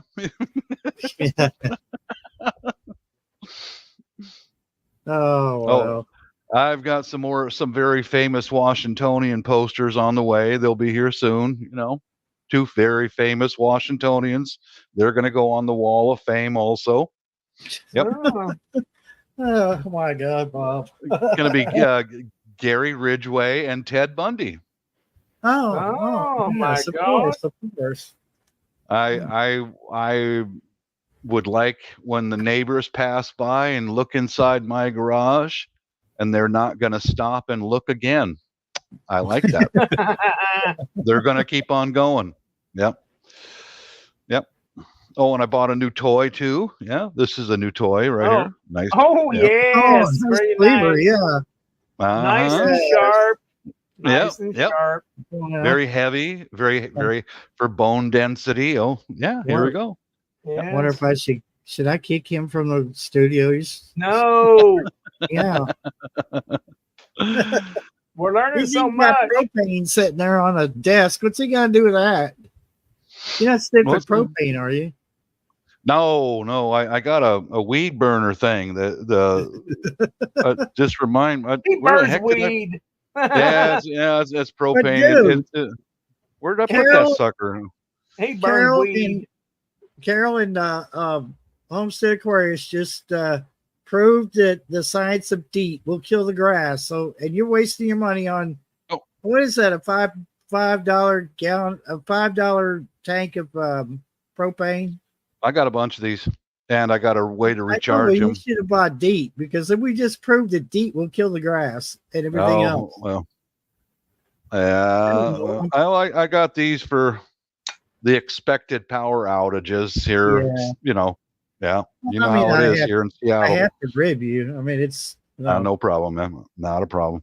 I know what it's really for, Bob. I know that you're gonna, sometimes you can't wait to cook those, body parts, and sometimes the missus is in the kitchen. She just cleaned it up.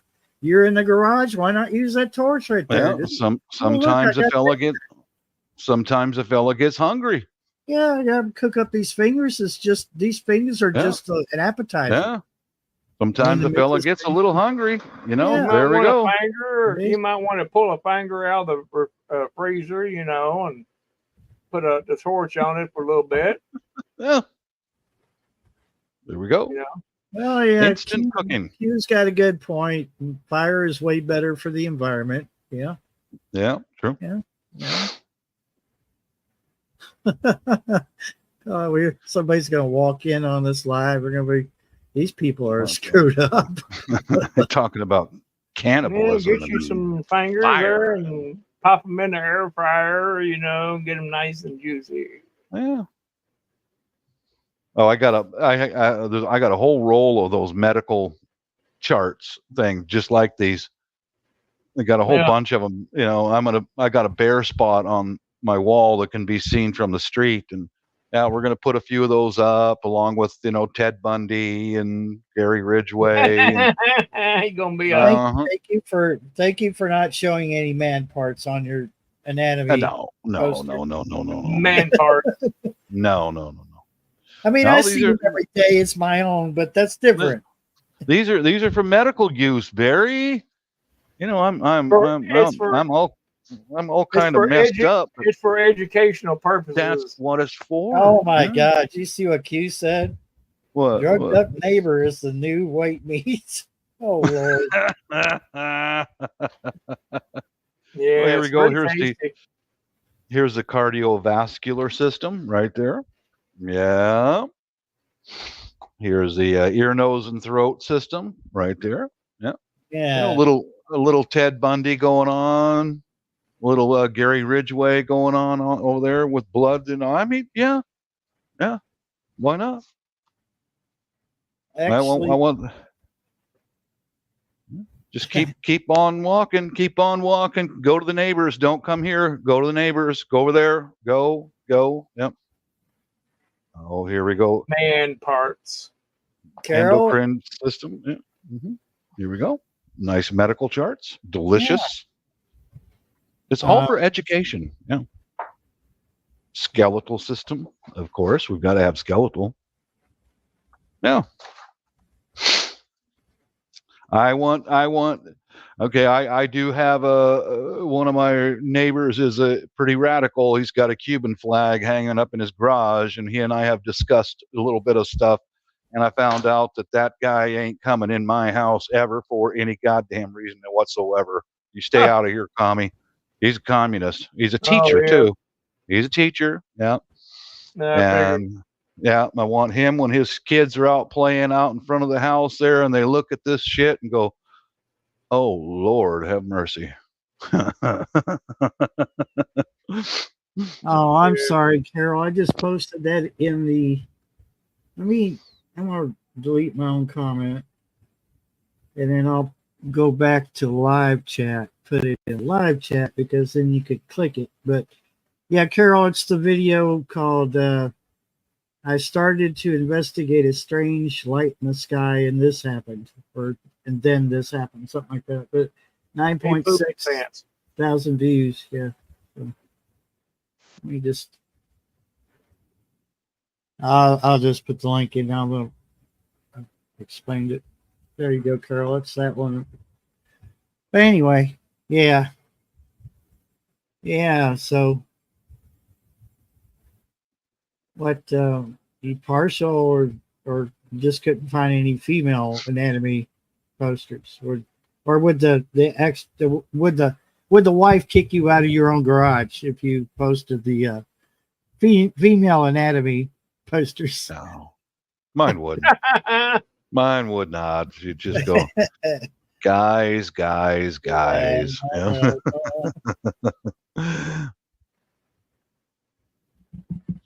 I hear you, garden warrior. Yeah, commies and socialists, blind, woke, and stupid, But when they get hungry, come save us. We want to destroy the government, destroy everything. But when they're hungry, where's the government? They're supposed to help us. Man. They're supposed to give us handouts when we're hungry. Yeah. Don't look over here. Don't look here.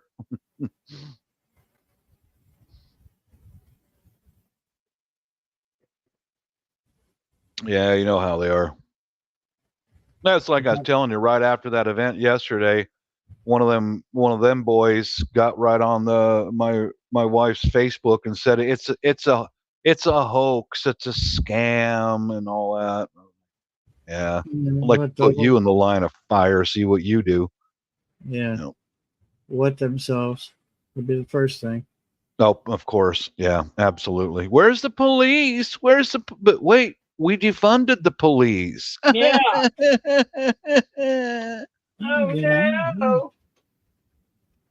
So what happens when you wish something? My bottom surgery is bleeding. No! There you go. Yeah. That Marxist neighbor is the same guy.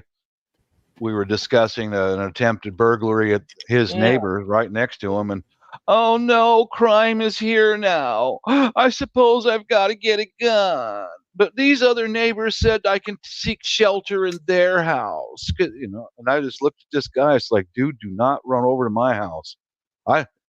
No, you are not welcome in my home, sissy boy. Oh boy, but yeah, the American Indian lady across the street, yeah, she's solid. You can come here for shelter. Yep. Same with a couple of the neighbors, but that guy, no room for you, dude. Carol, I'm on the StreamYard comments section. I'm not sure what you mean. All messages. I'm just going by the StreamYard.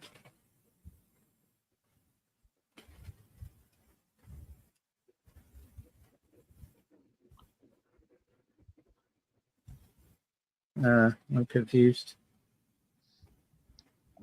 It's okay to be confused. I know, but I don't want to stay that way either. Neither do I. I'm married. I'm used to being confused. I'm married. I'm used to being confused. I see why she asked that. Now I see what it is. Okay. So I've downloaded that. I think I know. I think that's what you were talking about, Carol. It was the Messenger. So let me find it in my computer.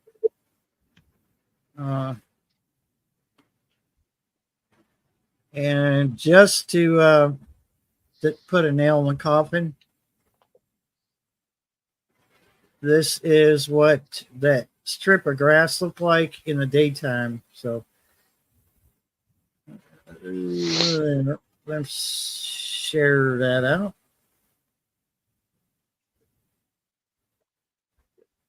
And there it is. Overnight. That's hardcore. Like, yeah. That looks like somebody had mowed their grass and left a big clump of mowed grass, laying in the yard because it'll kill grass like that. But no, that was what the bug repellent does. Oh my God. Person seen in the backyard. Let's go take a look who's out there. Must be my little missus out running around. Oh, it's my son. He's out there taking pictures. Yeah. Oh, he's got some nice cameras, man. He's taken that up as a hobby. Photography. Yeah.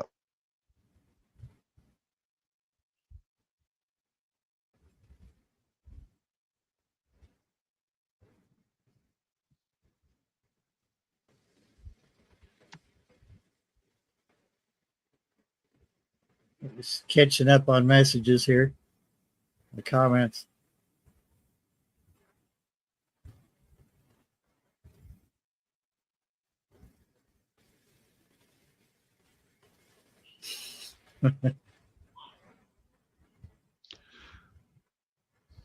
Q's a little feisty tonight.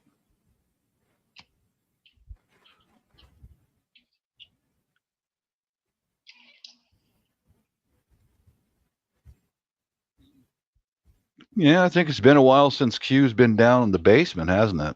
It's been a while. Yeah, it's been a while now. Yeah. Mm-hmm. Yep.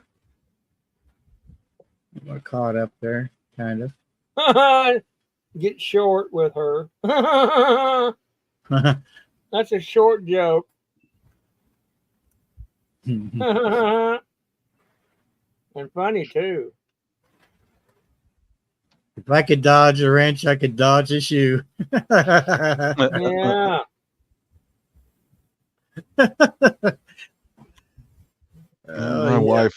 My wife does psychological warfare. Well, today she went into an episode of Tampo. Tampo means not talking. Because I had to go get a wheelbarrow from the hardware store. Found the best deal around. It was at the hardware store. And she's hanging out in the aircon up in her bedroom. And I said, I need you. I need you to come with me. I'll take some measurements, make sure it's going to fit in the back of the car, and I'm going to need you on one side of the wheelbarrow, me on the other side.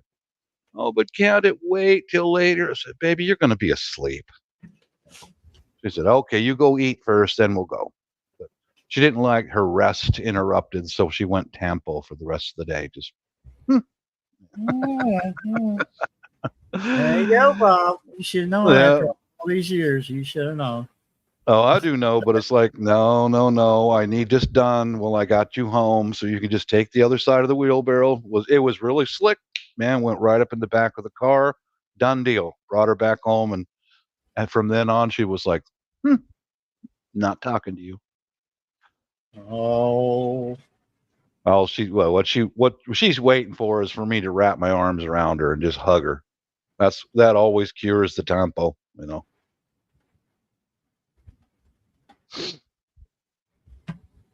Psychological warfare is what it is.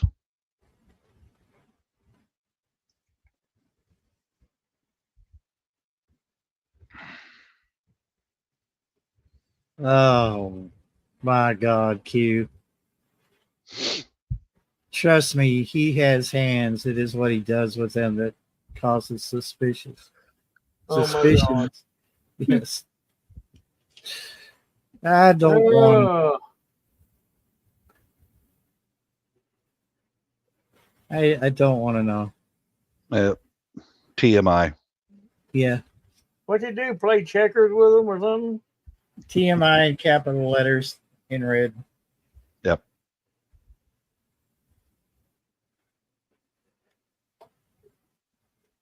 Hope it's not a short question. Going back to work now. What? We'll cover for you, Q. You can take another hour off. What did you do? Take a short break?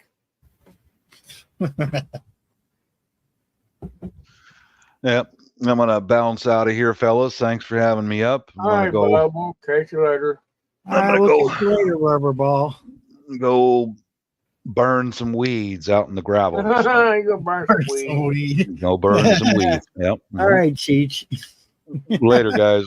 All right. That's what kids are calling it now, burning weeds in the backyard.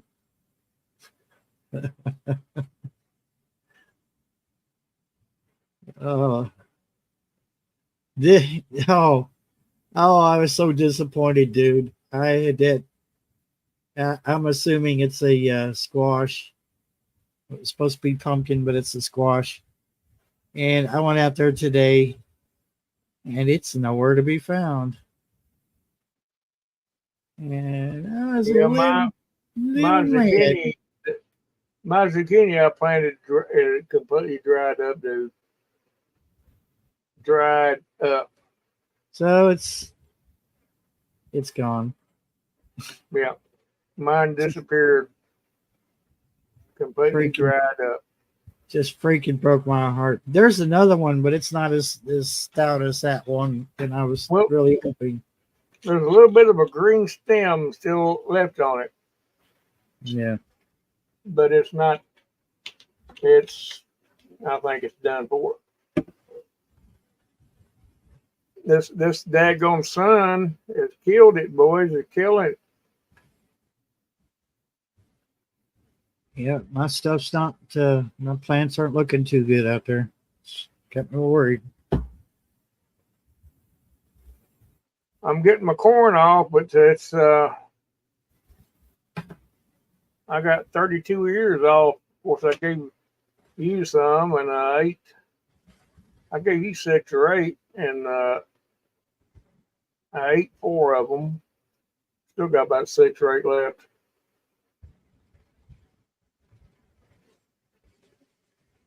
Oh, that sucks, Q.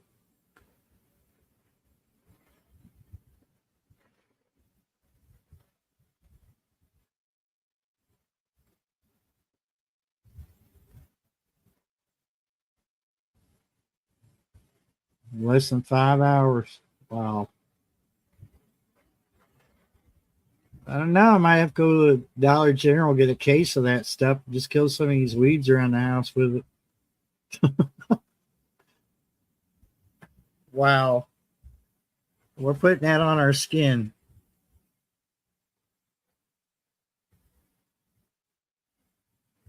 Yeah, I'm thinking, well, it's not really going to stop them, but I'm thinking I could maybe put all my plants are in containers, so maybe put them on the front porch because I don't know what else to do. The heat's killing everything. And the raccoon.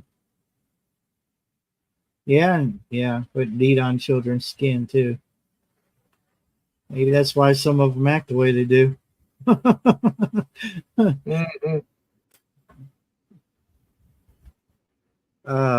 Yeah, it sucks, man. I thought that squash looks promising, even though that's not what I thought I was planting. And even my mint was starting to get brown spots on it. And they started to look like they did when I got them from Walmart. And I said, no, this ain't gonna work. There is something different about this year. Yeah. It's messing with their plants. Yet to figure out what it is. My corn, usually corn, when it gets up to the ear stage, it would be green, real green leaves and stuff, yellow with a gourd. Yeah. Plum yellow. Just about. But, I don't know. My watermelon plants seem to be doing pretty good. And my cucumber just quit.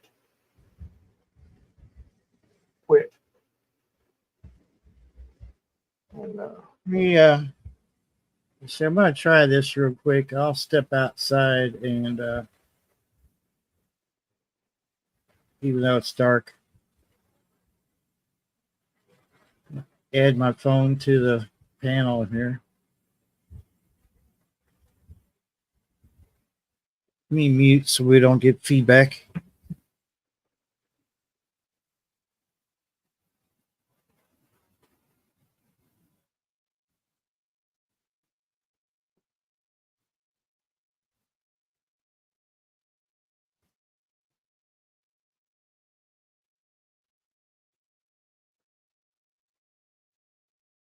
yeah.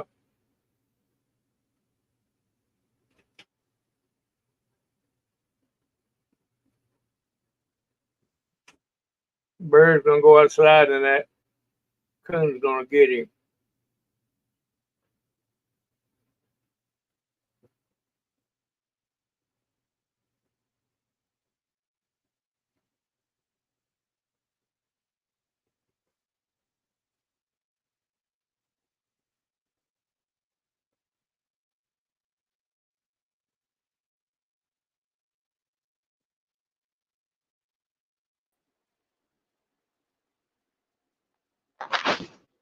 I'm not sure. Can you hear me, Randy? Yeah. Okay, good. All right. I want to make sure I can hear both ways here. Auto rotate, so we're not in portrait mode. It looks stupid. Oh, it's not quite cool out of here, but it's not bad.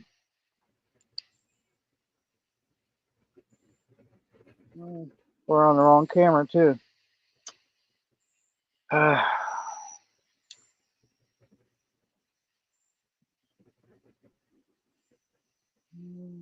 Settings, camera raw. Not to be confused with gamma raw.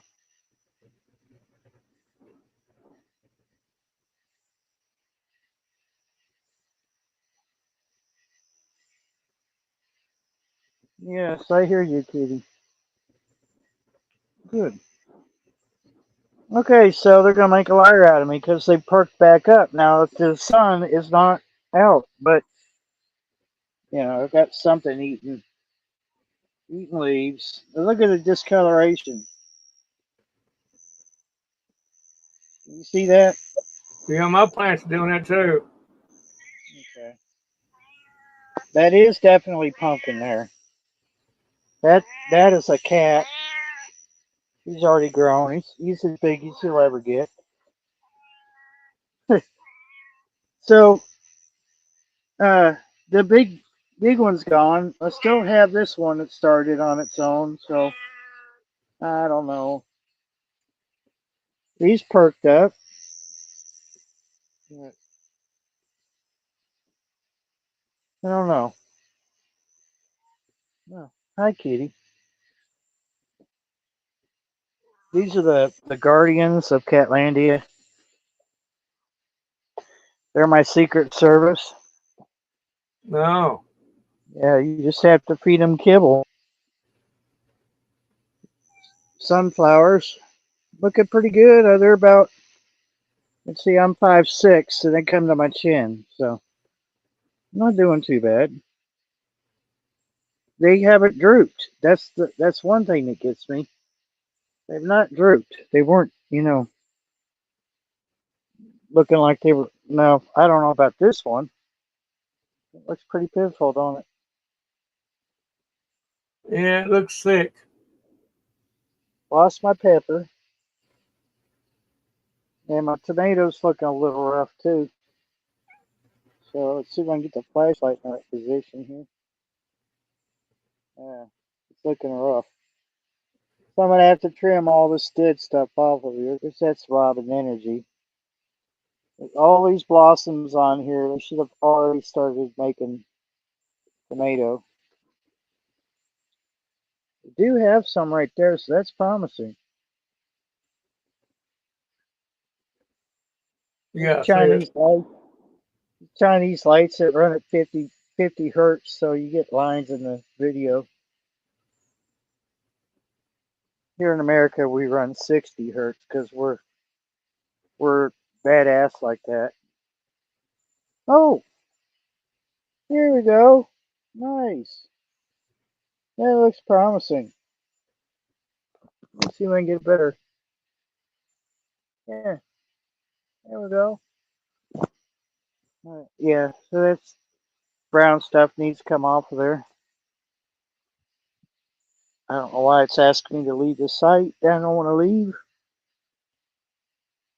I'll do this with one hand here. Yeah, that's a shame. I don't know. Not the best. Not the best growing season. I can tell you that much. No, I've seen better. See if I could do this. Early girl. Not hard to do. I'm holding the flashlight under my chin.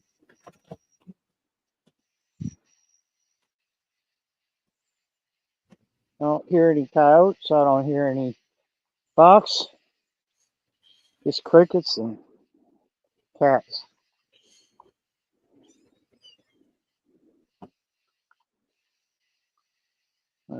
I freak people out with this light. I can hit the knob, the top of the knob with this light.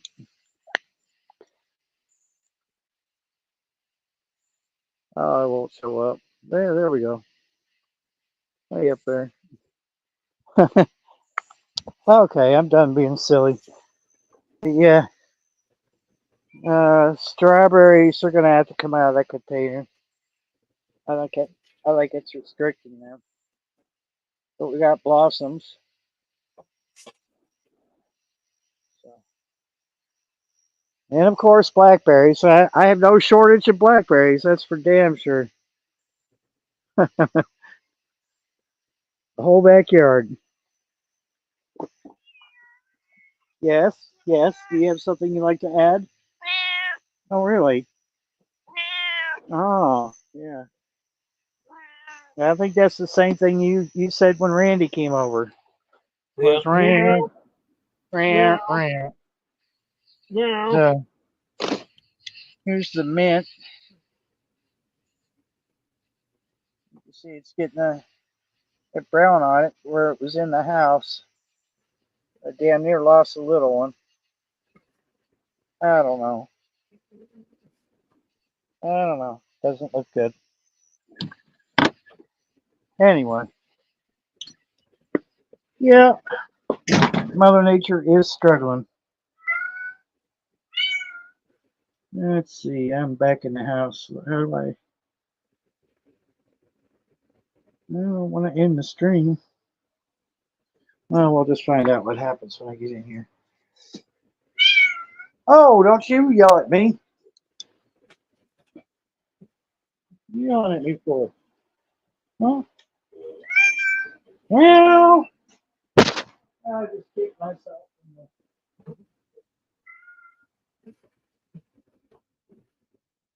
And he says, feed me, damn it.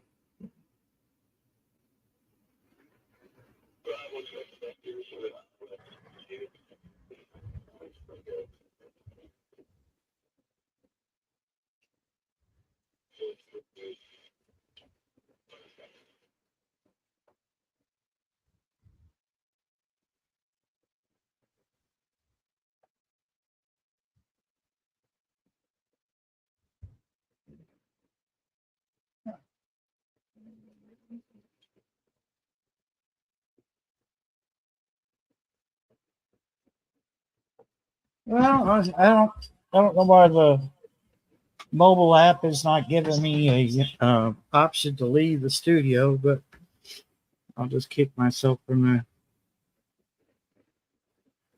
Yeah. Anyway, it's still showing it down on the bottom.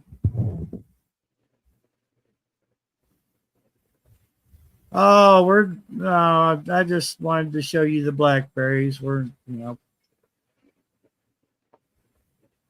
must be a blackberry summer. There's nothing else is growing. I had my tomatoes. I've been picking them off when they're starting to turn by halfway, and then I'll pick them off and set them up where they'll finish turning off the vine. That way they don't get that rot. I've been getting some that got that rot on it. Regardless of what I've done to it, it still gets it. And I'll be damned if I know what to do to stop it.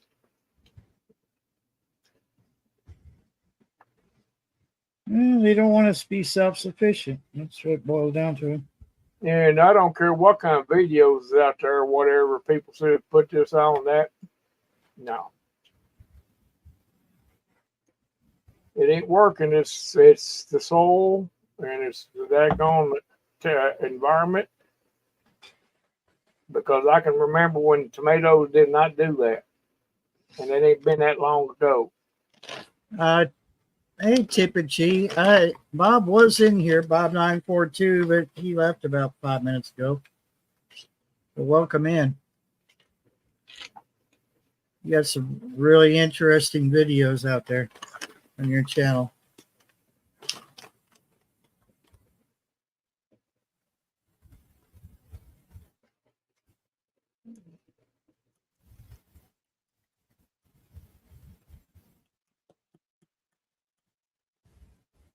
But the best thing I can do is just take them off the vine and just let them finish turning off the vine, and that's about all you can do.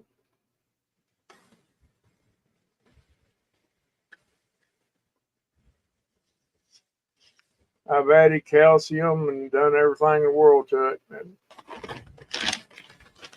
no.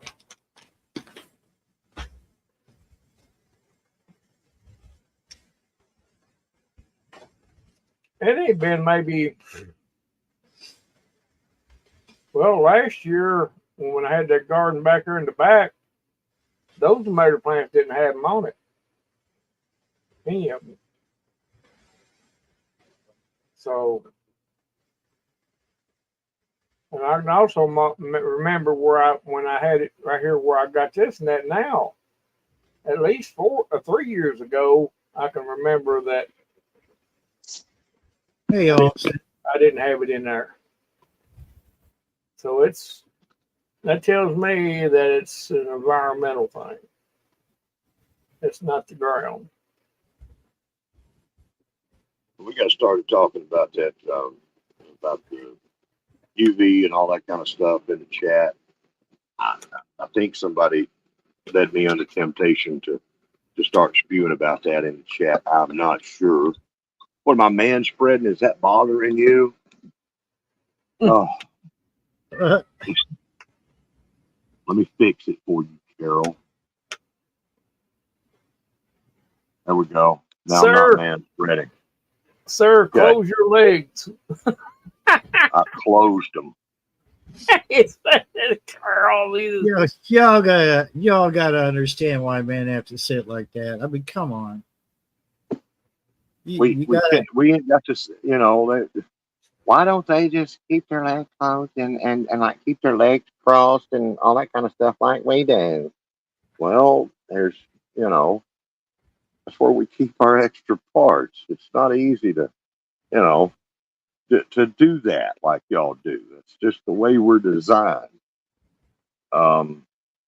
It's just too much problem. No, I just don't. Life's complicated enough without adding to it. Yeah, I guess people need to quit looking. You know, it's like, well, what you would doing work. looking? That would right? work. And yeah, I would think it would work. Mm-hmm. I'm gonna get my my tights. What do they call them? Leggings, and go out in public and just see if I can catch some of these women just being nasty and looking. You know, what you doing looking?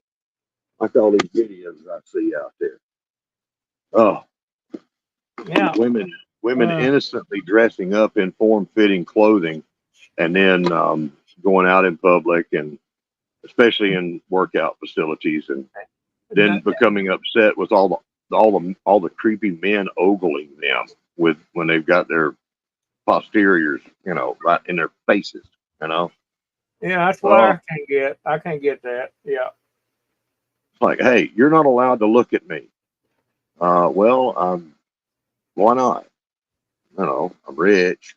Oh, well, then you are allowed to look at me. That's okay. You go ahead. I just didn't think you had any money. You know, they were that, and they do get mad at you if you look at them. Yeah, you're not the one. You're not the male I want to look at me. You're not my target. Therefore, you're creepy. I'm sorry, I didn't see the list, pinned to their back saying who could look and who couldn't. They really should. I mean, if they're going to get upset, you know, because pretty much once a young man, a boy, you know, gets a certain age and it's really preteen, you know, all the way up until death, we are subject to this thing called testosterone and a natural proclivity towards looking upon things that instinct tells us is good to look upon. And it don't stop really, you know. And so they just out there like, you know, there's only they think that only the certain subsection that gets them is supposed to look, you know, nobody else. But when you throw bait out in the ocean, there ain't no telling what's going to bite, you know. Mm-hmm. You ain't got no right to budge. That's why guys can't sit unless they got their legs spread, because it just feels comfortable. And I don't know why women have a problem with it. I don't either. Oh well, there's a bunch of stuff that's going on that's like really weird in our world. Just like you said, why are they looking? You know. Yeah, why are you looking? See, that would be the thing that they would be telling us. It's like, are you looking? You're not supposed to be looking. What you my eyes are up here. Huh. How do you even know? You know, why are they sitting there staring and trying to oogle you? That's what I'm, you know. Oh, I wasn't looking at you. How'd you know my legs were spread open then? That's right. You know, you had to have been oogling me. I'm going to put my oogler on there. I can see the audience better. Who's full on naked? Must be talking about you. I can see y'all now through the monitor. Yeah. Hey, but yeah, with you know the UV and you know, I don't know who. I think we just got locals in here tonight, and we all know this, but You know, we got some. This is a good time for everybody to be living, you know, 5 or 6 feet up underground. You know, um, with all this UV action we're getting with the shields down, and um, it's a bad time for us. You know, um, every time them shields go down and go weak, then they eventually disappear for just a little while, and we're getting hit with every bit of UV, X-rays, cosmic rays, all that kind of stuff. Um, I said UVC, it it's only measurable in space under normal conditions, but we've been getting UVC readings down here now off the charts for the last probably 3 to 4 years, and that's some bad, wicked stuff. You know, everybody's out there sunbathing. You know, and I mean, one thing I heard now, Suspicious Observers. That's one of the channels, my main channel that I watch for such things. And now I don't know where I heard this, but they said that you need to be beneath like 3 layers of metal, 3 different layers of metal if you're not underground to keep yourself shielding from what we're getting hit with right now. Okay. I've heard some talk about that sort of thing myself. The sun's radiation that it's putting out, it's basically radiation is what it is. It's Yeah, but our atmosphere is supposed to block that, but it's not. It's thin. The way I can't remember what the exact quote was, but yeah, but that's the stuff that's really going on in this world right now that most 99.9% are oblivious to. yeah. I mean, that's really going on right now. And for older folks, you know, like most of us in here, you know, we've already grown up, you know. For those that's got babies, about to have babies, and little kids, they've got a whole lifetime of the effects of being exposed to DNA damaging rays. So it's amazing what they don't tell us. Okay. Well, they're not going to tell us the whole truth because it would cause a panic. That's exactly right. They're not going to tell us everything that's going on right now with the weather and everything. But we're going to be, from what I've found out, we're going to be into some pretty interesting times. Yeah. I tell you what, folks need to know Ben Davidson at Suspicious Observers. They really need to have that channel in there. Also, another good one I like watching is BP Earth Watch, the real BP Earth Watch. Yeah, I've watched him too. I like him. He's in Alabama. He's Johnny on the spot on all this stuff. I think he's in Alabama, or is he in Mississippi? Is he on the Mississippi coast or Alabama coast? But I watch him quite a bit, and there's 1 or 2 more that are out there.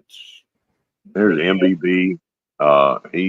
He does a lot, and Diamond at Oppenheimer Ranch Project.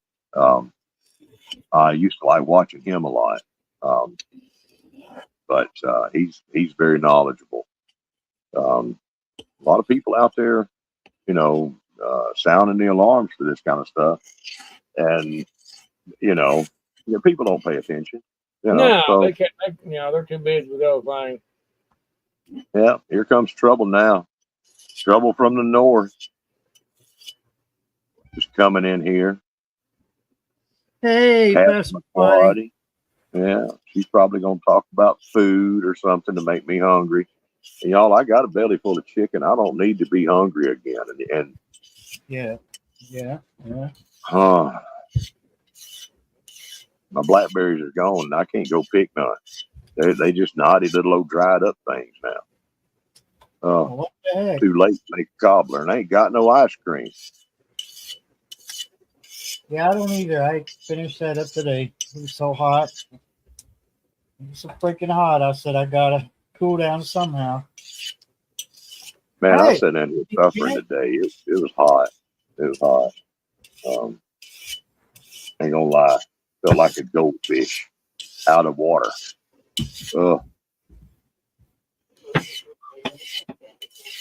I'm fixing to put a roof or a shade over the RV here. I think it's past time for me to do that, and it'll keep it a little cooler. It does sound like Randall is sharpening something. I think he might be a serial killer by night. I'm sharpening my knife, my pocket knife. I hear that.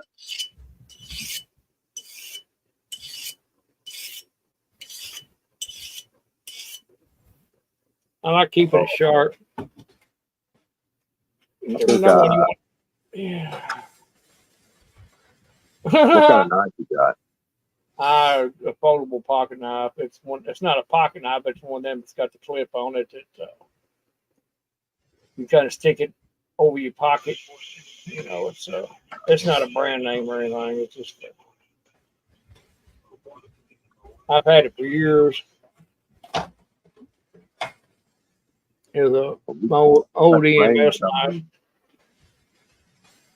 It's got a window punch and seatbelt cutter, stuff like that. I've had it for years. I don't know where my utility thing is. It's got all kinds of stuff on it, but Swiss Army knife thing. That's Barry's Timu knife. No, this is a gas station knife. Oh, okay. Well, it works. No, the Timu knife broke about a month after I bought it. So, whatever. Yeah. You pay $3 for a knife. What do you expect? Yeah. Well, we got Pastor McClady says you got 90s here. Let me show you something. Who wanted to know? Also, Carol. Here's the sharpening stone, and how I sharpen it. And I sharpen. I don't get it razor sharp because I don't want it razor sharp. Sometimes they call it a whetstone. I just use, and I just take it just like that. I was always taught to get it. What was it? It was oil, wasn't it? You don't do it like that. You don't do it like with the knife. You don't do it like that. You do it like that. The opposite side. So you don't want to. But I just like keeping a little bit of an edge on it, so you never know when I might need it to cut something. And I need to sharpen up my knife. That's racist. She got a white stone. Pastor McClady said she slept 3 or 4 hours this morning. I actually, right before the live, it hit me. I said, boy, this is a good time to take an old man nap. right before your live stream. Yeah. Well, what are you thinking, mind? Because my mind just said, yeah, I want to go to sleep right now. I also got another little thing. It's like a piece of, I can't remember what it's called, but it's not it's a stone, but it's made out of a different material. Is that the one that looks like ceramic? Yeah, I've laid it down somewhere and I can't find that damn thing to save my life. And that's why old man, I had a Joe Biden moment. I can't find it. And I wouldn't even find my pants if it wasn't already on me. That's why I just wear the same pants all week. I never take them off because if I ever lay them down, I can't find them no more. I'll just leave them on. There's one room in the house that the powers of old man syndrome don't kick in, and I know why I'm going in there, and that's the bathroom. Yeah. You know, everything else is like, why am I over here? Why did I come back in the house? Why am I outside? What am I supposed to be doing? You know. I was just talking to Randy about that. I walked into the kitchen, got my hot water for my coffee, sat down at the table, and one thing I forgot to do was put the damn instant coffee in that hot water. I took a sip of it, and I was really disappointed. I was like, what the? Oh, my God, this is hot water. Oh. What did you do? I forgot to put the instant coffee in the hot water. Yes, sir. Yes, sir. I just set the cup right here on my desk, tried to take a sip of it. Oh, God. Mm-hmm. Oh, man. On my hose and stuff like that, well, garden hose, let's make it clear. Garden hose. I use a flat file to get the edge on them. And my tobacco knife that I use to cut weeds down with, I use a flat file on it. See how careful he was when he said hoe? Yeah, I had to change it to garden hose. Even with the word garden hose, you think you're automatically thinking of two women out in a field or something. I'm sure that would be a great channel. Yeah, garden hose. Garden hose. That would be a good one, wouldn't it? I bet it's already out there. Garden hose. Did y'all see what Duncan put in there? She said she got a stone similar to that she used to sharpen her sight. You know, that does not surprise me from her. She got a sight. Well, you could use that. You could use a stone like this to sharpen the side with, but I just use on something like that. I myself personally would just use a flat file. It gets a good edge. You can use that to mow the grass, harvest the wheat, or for home defense. Can you imagine? You go into you kind of break into somebody's house, and there's a lady standing there with this jacked up scythe, and she's coming at you with it. Yeah, you're gonna run. She won't even have to pull the gun.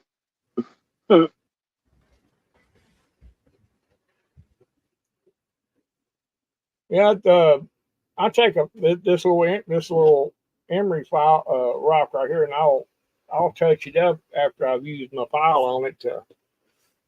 I'll kind of give it finishing touches on the edge, but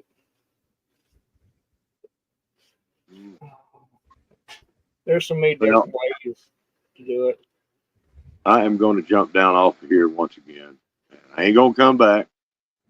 I promise. Carol said she broke her dad's hoe. Why'd you do that for? Because you didn't want to use it?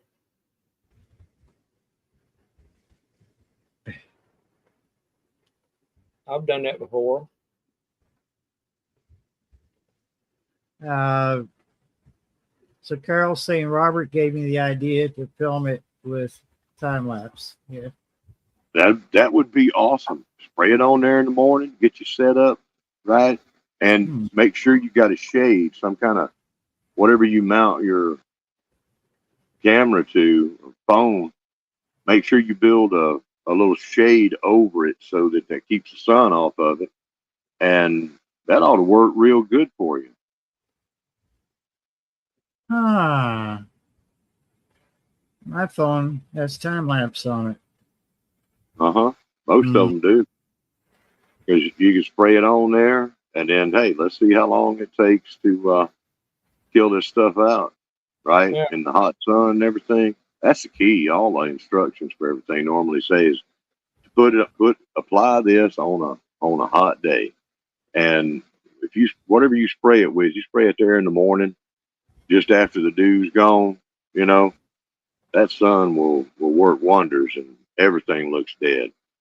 I don't know that I'm going to use that all over that grass.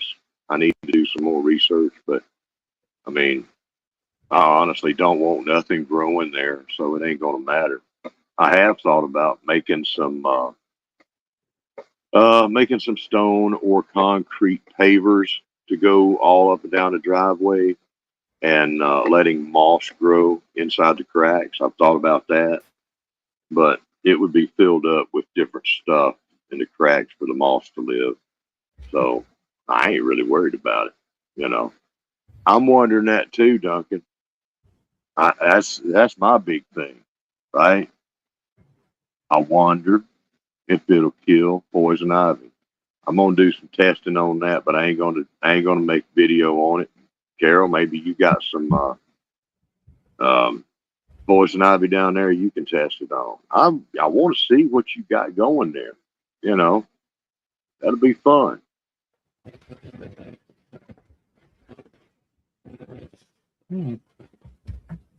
Hardest thing for me to kill out so far is poison ivy. Everything else just folds up and dies.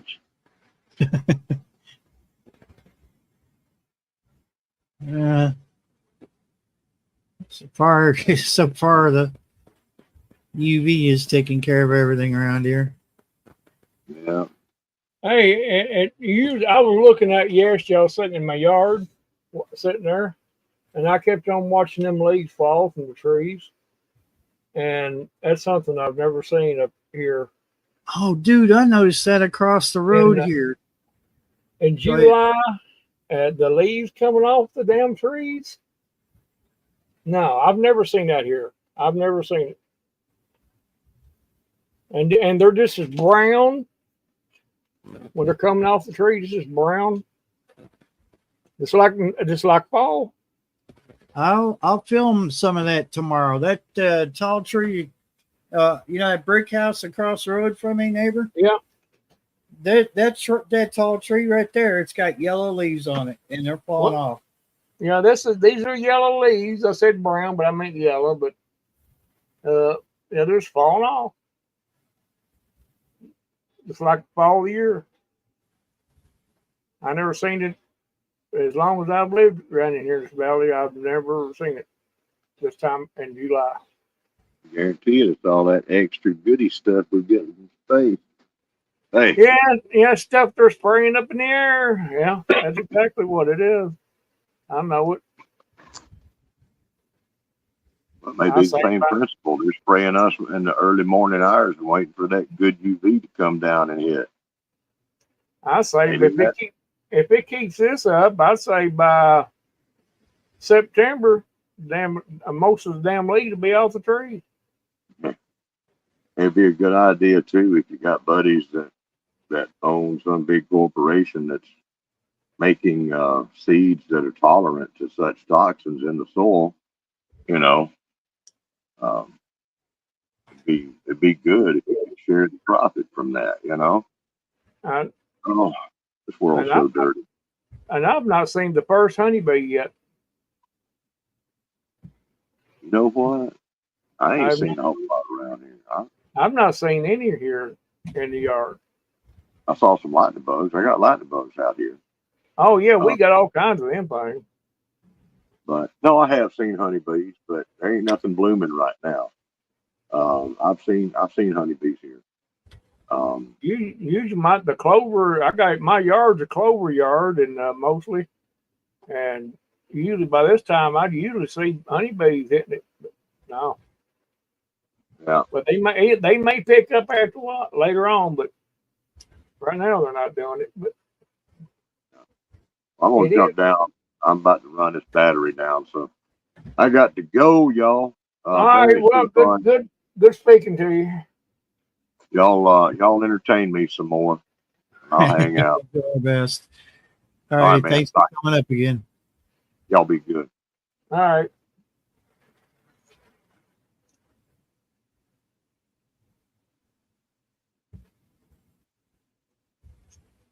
Well, something like that would be good for sidewalks or whatever, or getting the weeds down off the sidewalks or whatever. But I don't know. It's we're living in peculiar times right now, and that's all I can say.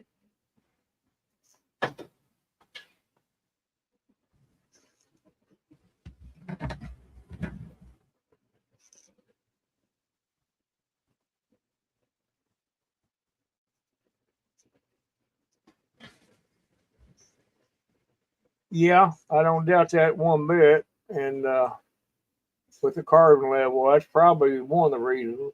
And, on top of that, all this crap they're spraying above us every single day. Even in the nighttime. The other night, I was on the radio with Barry talking to him. I think you remember that, Barry, when I told you. I don't know if you were paying attention, but I was looking up at the cloud. You can still see chemtrails up in the clouds. Yeah. I do too. Yep. And no wonder there ain't nothing growing. I mean, that's just the way it goes.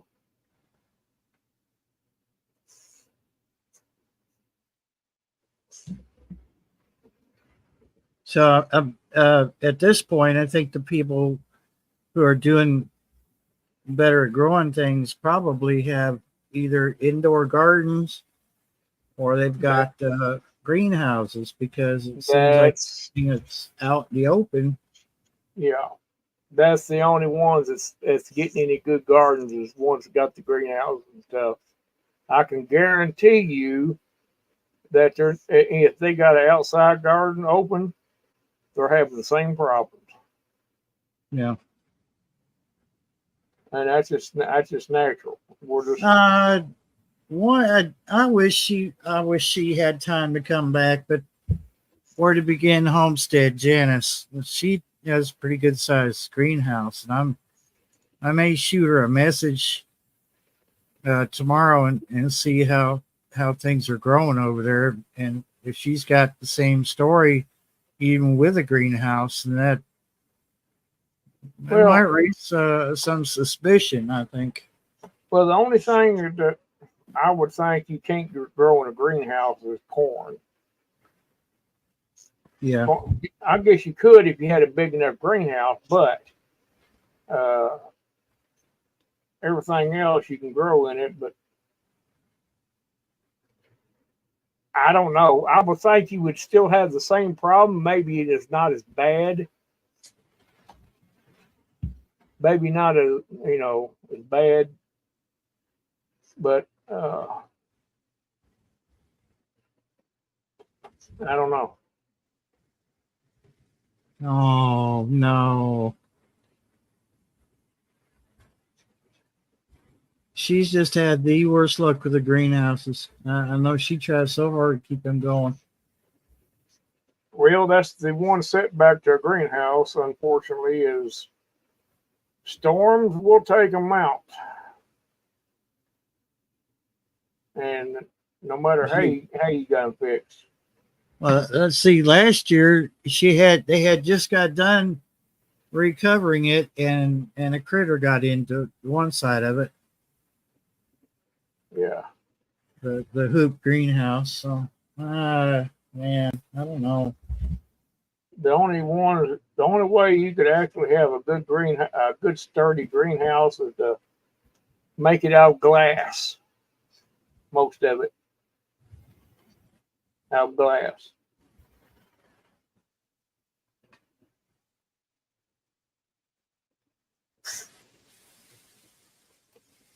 Oh yeah. She lives in Owensboro, so close to Owensboro. I won't say. Well, that they've had quite a bit of storms over in Owensboro. This last bunch of storms that we've had here come out of that direction, and they were some pretty whoppers too. And they had a couple of tornado warnings right there, and Yeah, I don't doubt that one bit that it didn't take them out.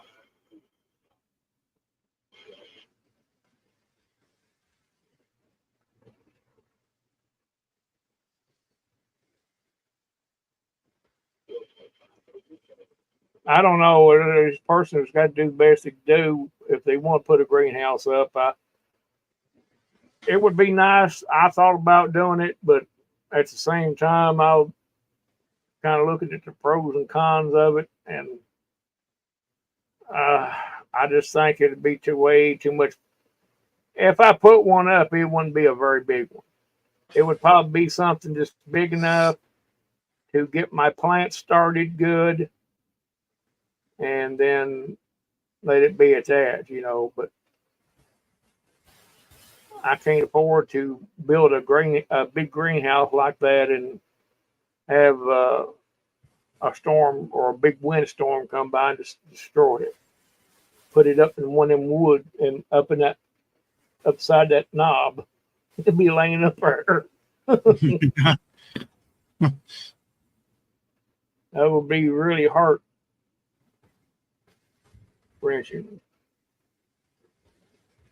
You talking really? If you built it, you can build it cheap if you watch what you're doing, but you still got to contend with the wind.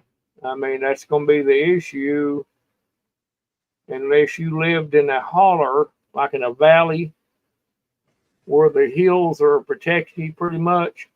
Not like it is here. I'm talking about up in a holler somewhere, then a greenhouse would pretty much be protected from wind. And like if it was up in this holler in front of me, if you put one up in there, it'd be close enough in that valley that the wind would be it'd be protected from it. But out in the open like it is here, no.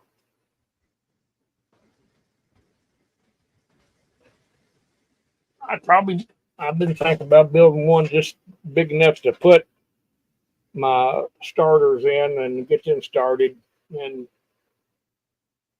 let it go. And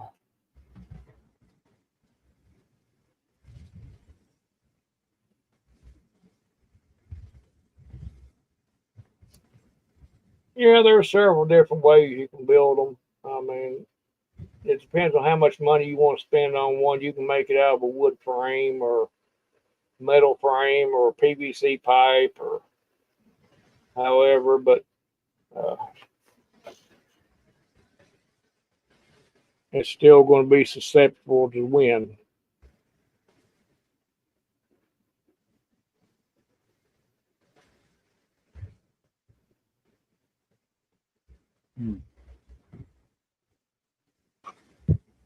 Well, drink some water, silly.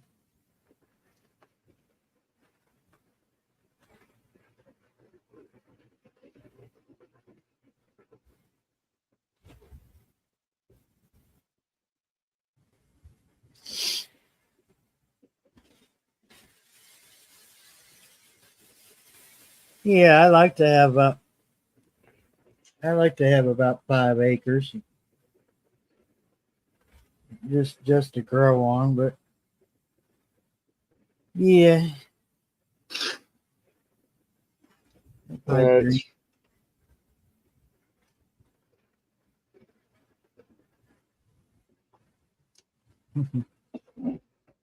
I think it's got to do with what you got, and that's it.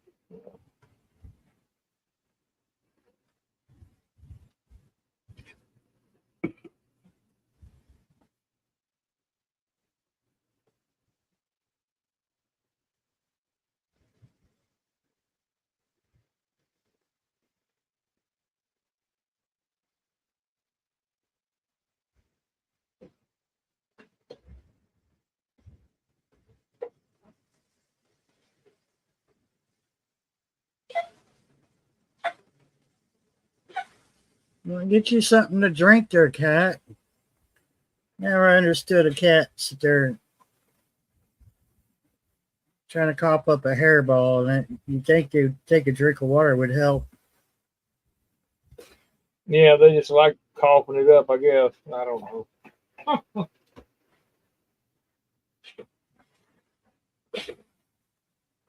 You okay?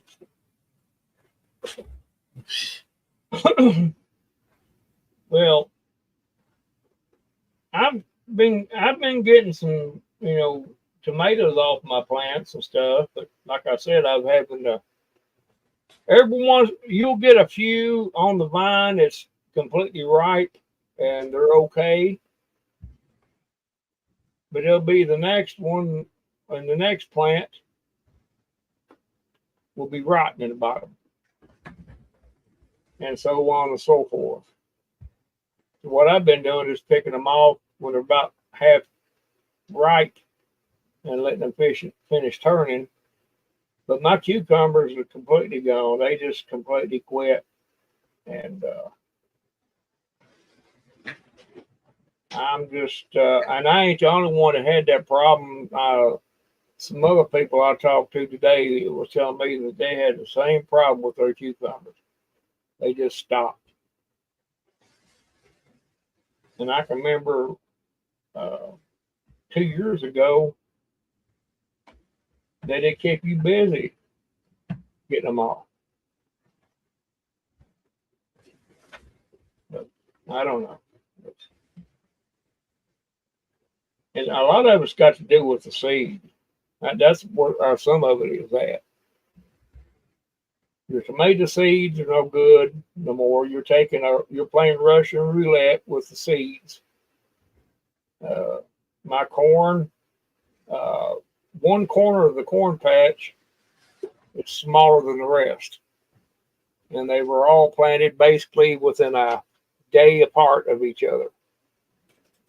And that wouldn't make no difference. If it was, you waited till a day, you planted them a day apart, that shouldn't have made any difference at all. It's the seed. No good.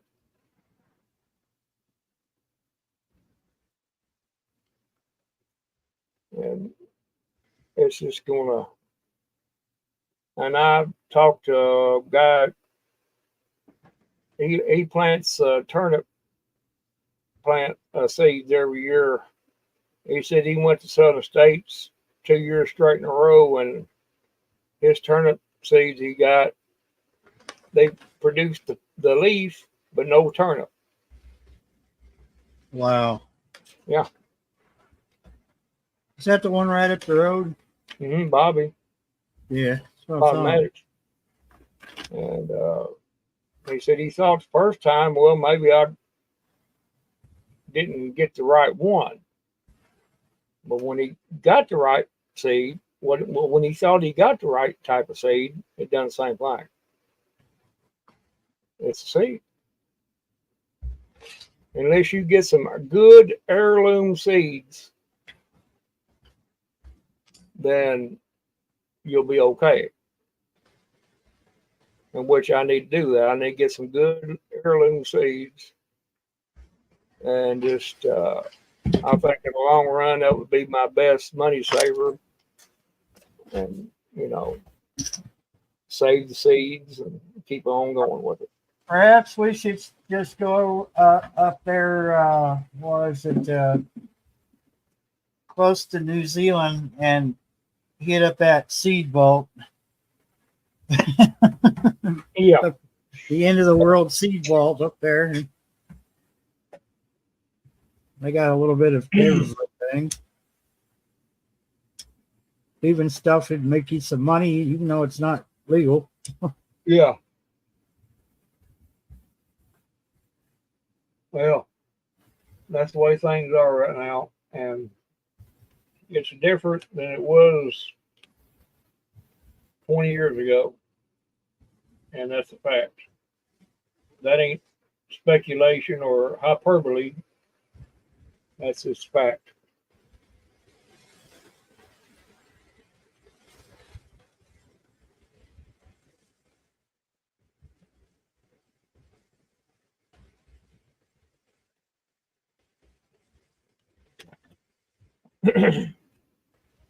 Kentucky's always been, I best I can remember right off the top of my head, I have to look. I think our zone is zone 5.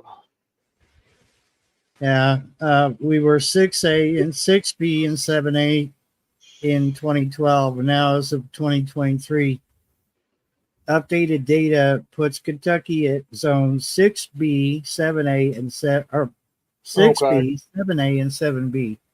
Okay. Most of the state falls within 7A, and that comes from USDA.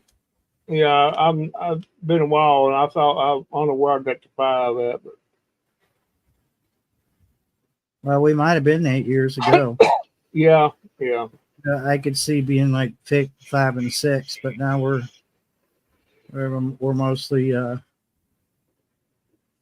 7A. We're getting more temperate climate and tropical climate, and that's affecting a lot of things. My corn loves it. My corn loves it. This hot weather. Yeah, that's some good corn too. Yeah, when I was picking that off her, man, water just running from my ears. Where it just rained that early that day or that during the night or something, they full of water. Some of them were. So they were loving it. And what corn does like dry weather anyway. But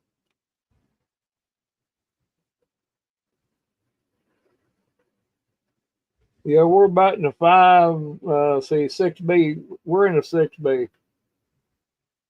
-5 to 6B. Yeah.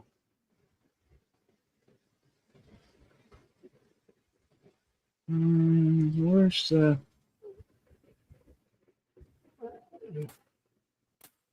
well, come on now, scroll. Now you tell me. Now that's something screwed up right there. You mean to tell me that you got what is that? Rock Castle is a 6B, and then right there, right across the line, what county is that? It's not Owsley. Well, part of Owsley.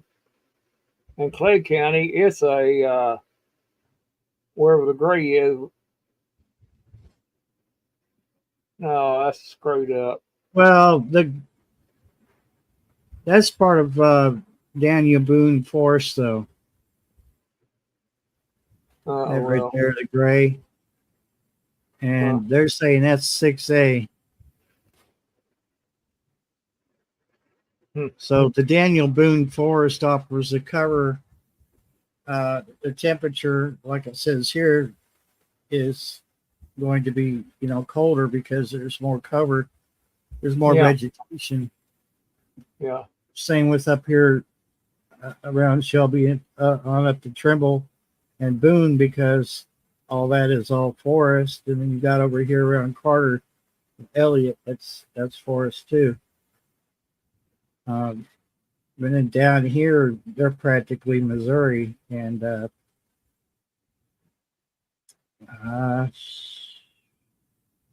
Duke and all that. So that's that's where the Land Between the Lakes is, right there, right in right here. Land Between the Lakes is right here. So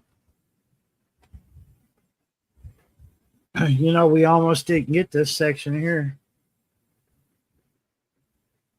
They were gonna, years ago when they were doing surveying and all that stuff, that was almost Missouri. But I don't know, somehow or another Kentucky managed to keep it. You don't hear too much about McCracken and all these little down here. They're kind of lost in the shuffle, ain't they? Yeah. I've only been out there one time. Out there to the, see, where'd I go? We would go. I think it was Hopkins. I think it was. had to do a damn transport way out there. Boy, it was a long. It was an all day job. Yeah, bet you were tired of driving. We left y'all early that morning, and we didn't get back till very late that afternoon.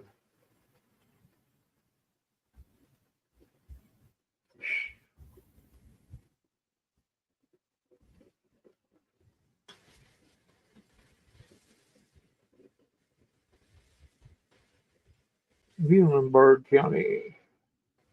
That's not good, Carol.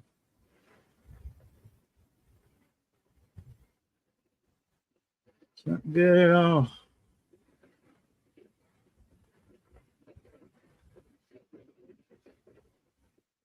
But I don't know. I don't think Casey's got an extension office, do they? Oh, yeah. Good have. I know Lincoln does. I've been to it. They should have. Yeah, they got one. Okay.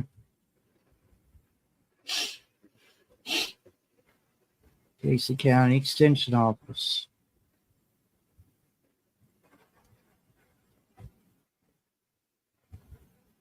Part of University of Kentucky.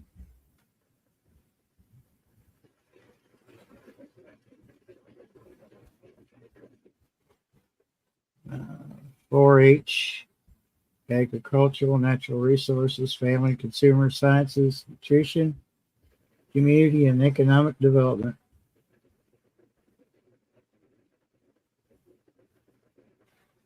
Oh, yeah, Wallace Wilkerson Boulevard. Yeah. Uh-huh. Oh, that reminds me too, a little off, well, kind of on the same subject because it is used for agriculture. The whole thing with the drones, the DJI stuff. Uh-huh. Yeah, that's been put on hold because the wording in the bill, and just for the fact that they have gotten so much opposition from people who work in agriculture, first responders, and science, that they're like, hey, look, DJI is the most reliable stuff we can get, and affordable, and it stays within their budget. And so the House is pretty much, or the Senate is just like, no, this bill has to be looked back into again. So we've got a reprieve as far as that goes. So even if it passed, I mean, like I said previously, that we would be grandfathered anyway because we already bought it previous to the bill. But yeah, they at least they were smart enough to say no. There's too much outcry. There's too many services out there that need drones, and DJI is about the only one right now that they can count on. Yeah. You go to the extension office. You can meet this lovely lady here. I didn't throw that in there, but the homepage, I saw the drone there under agriculture and natural resources, and that reminded me that the deal with the whole ban on DJI. So yeah, well, that's good. That's good. Yeah, because it's the only thing they can rely on. So. Hey, I'm not saying because we got one or you got one. I don't have a DJI yet, but drones especially. I mean, any Chinese drones, that goes for all of them, and it's a good thing. Now, if I seen it, there was some kind of nefarious reason behind it, I'd probably go along with it. But they'd have to prove it to me.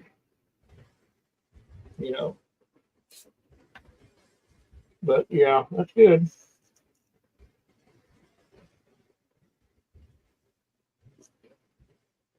Yeah.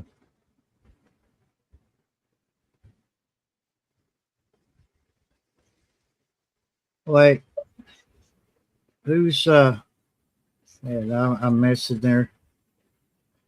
Can't remember who that is. Probably somebody that you all know that I don't know anything about, but anyway.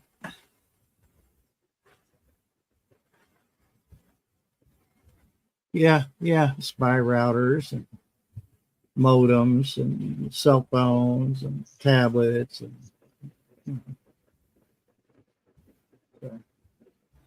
can't ban everything.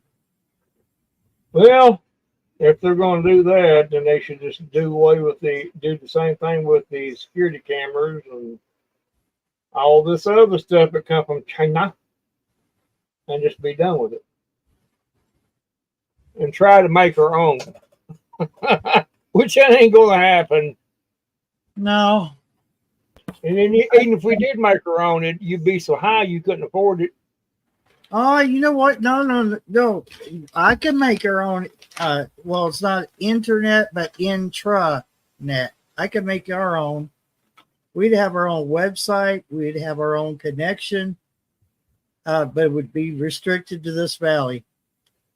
Yeah, because I could. I guess if I tried hard enough, I could afford something. Would put it out there a few miles, but if it was just for us to use in this little valley here, oh, I could do it.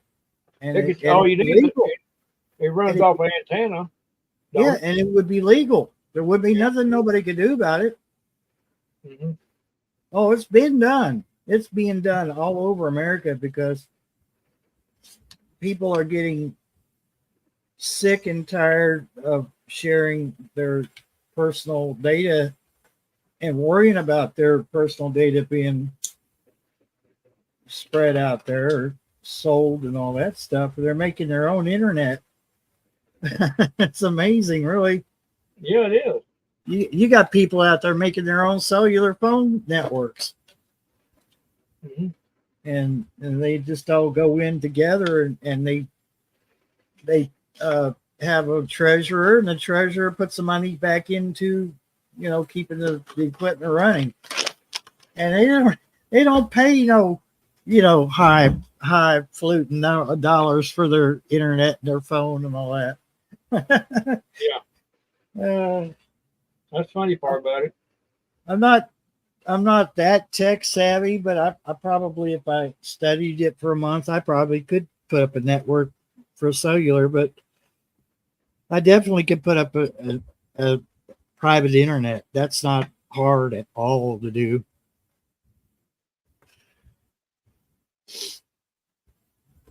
Again, it would be restricted to the valley, but it wouldn't, as long as you don't connect it to the internet, and all your private information stays private. Everything you share, everything you talk about.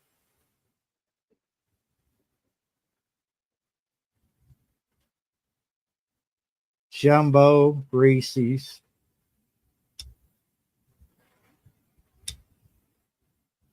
Carol, you reminded me of something I haven't seen at Walmart for a while because they moved the candy aisle. But they used to have those big candy bars. They were as big as your hand, and they had the Reese one. It was a Reese cup candy bar, and it was made up in a big block, and then you just snapped a piece off. It was made so you could snap a piece off of it.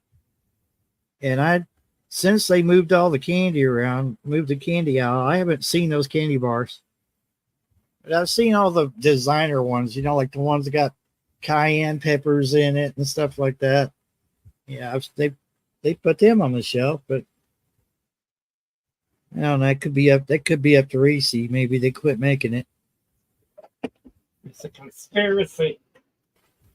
I guess it's a candy bar. Well, that's okay, Duncan. I'll take all the peanut butter that you don't want. I like the peanut butter. I practically live on it. Peanut butter is good for you. You will eat the bugs and like it.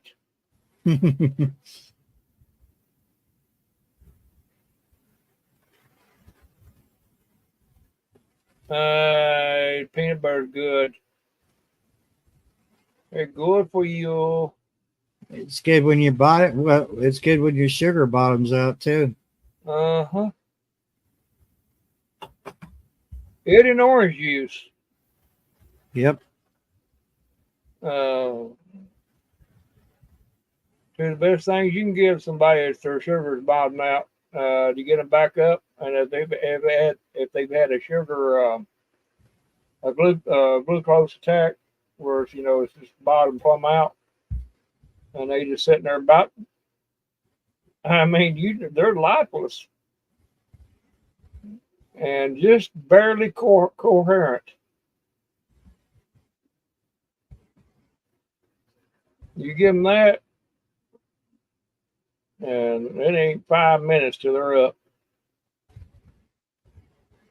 Here it is. Of course, it's bulk. Eat the peanuts, peanut butter. Oh.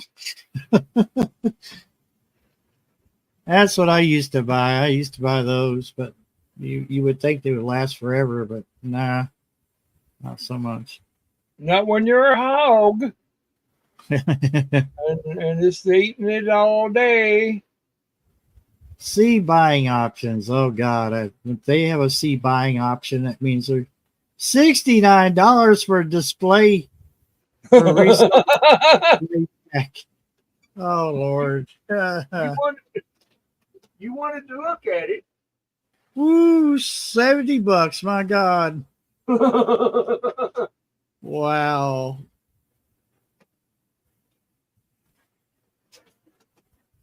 Something. I'm going to show you my Donald Trump.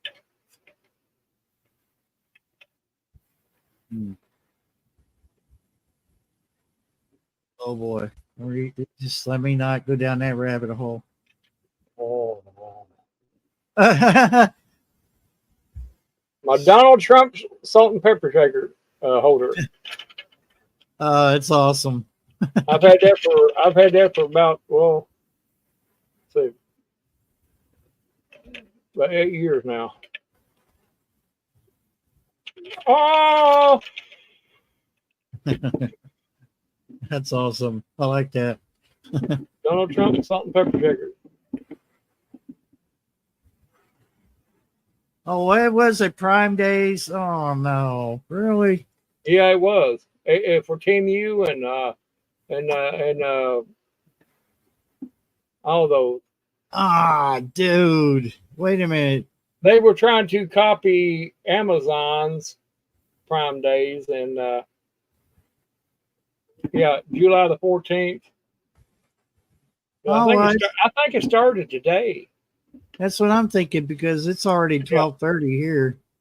So I think it already started. I heard it on the radio today. And Team U and somebody else was trying to copy them, and they're having that too. Yeah, well, I don't need any of the stuff that's on this page, but nah, I don't.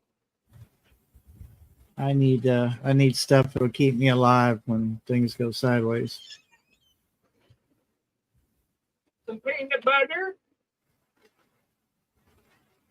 Jumbo, the size of her hand.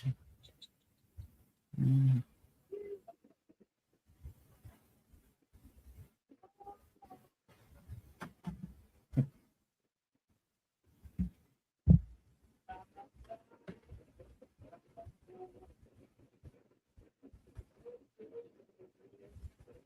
Well, you wonderful people.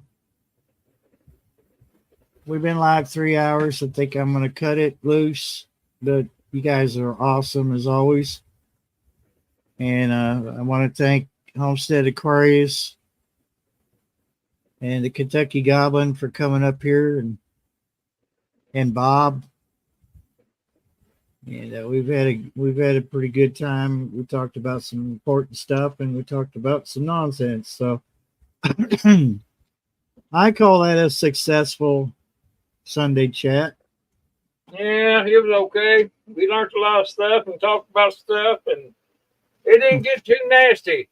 Yeah, it didn't get too bad. And I would have had to call some people down and shame them for it.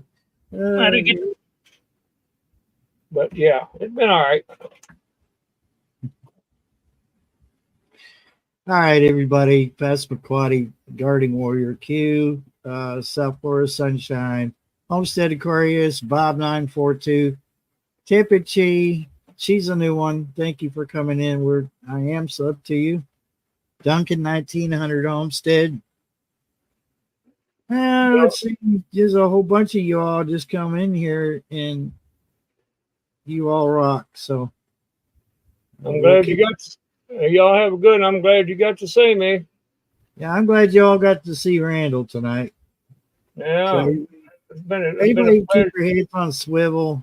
Keep doing all the things, as Michelle Mint Prepper would say. Things are getting interesting, folks. So keep your heads on swivel. Keep prepping. Pray a lot. Keep loving. We'll see y'all. All right, have it. Huh? Have a good one, I guess.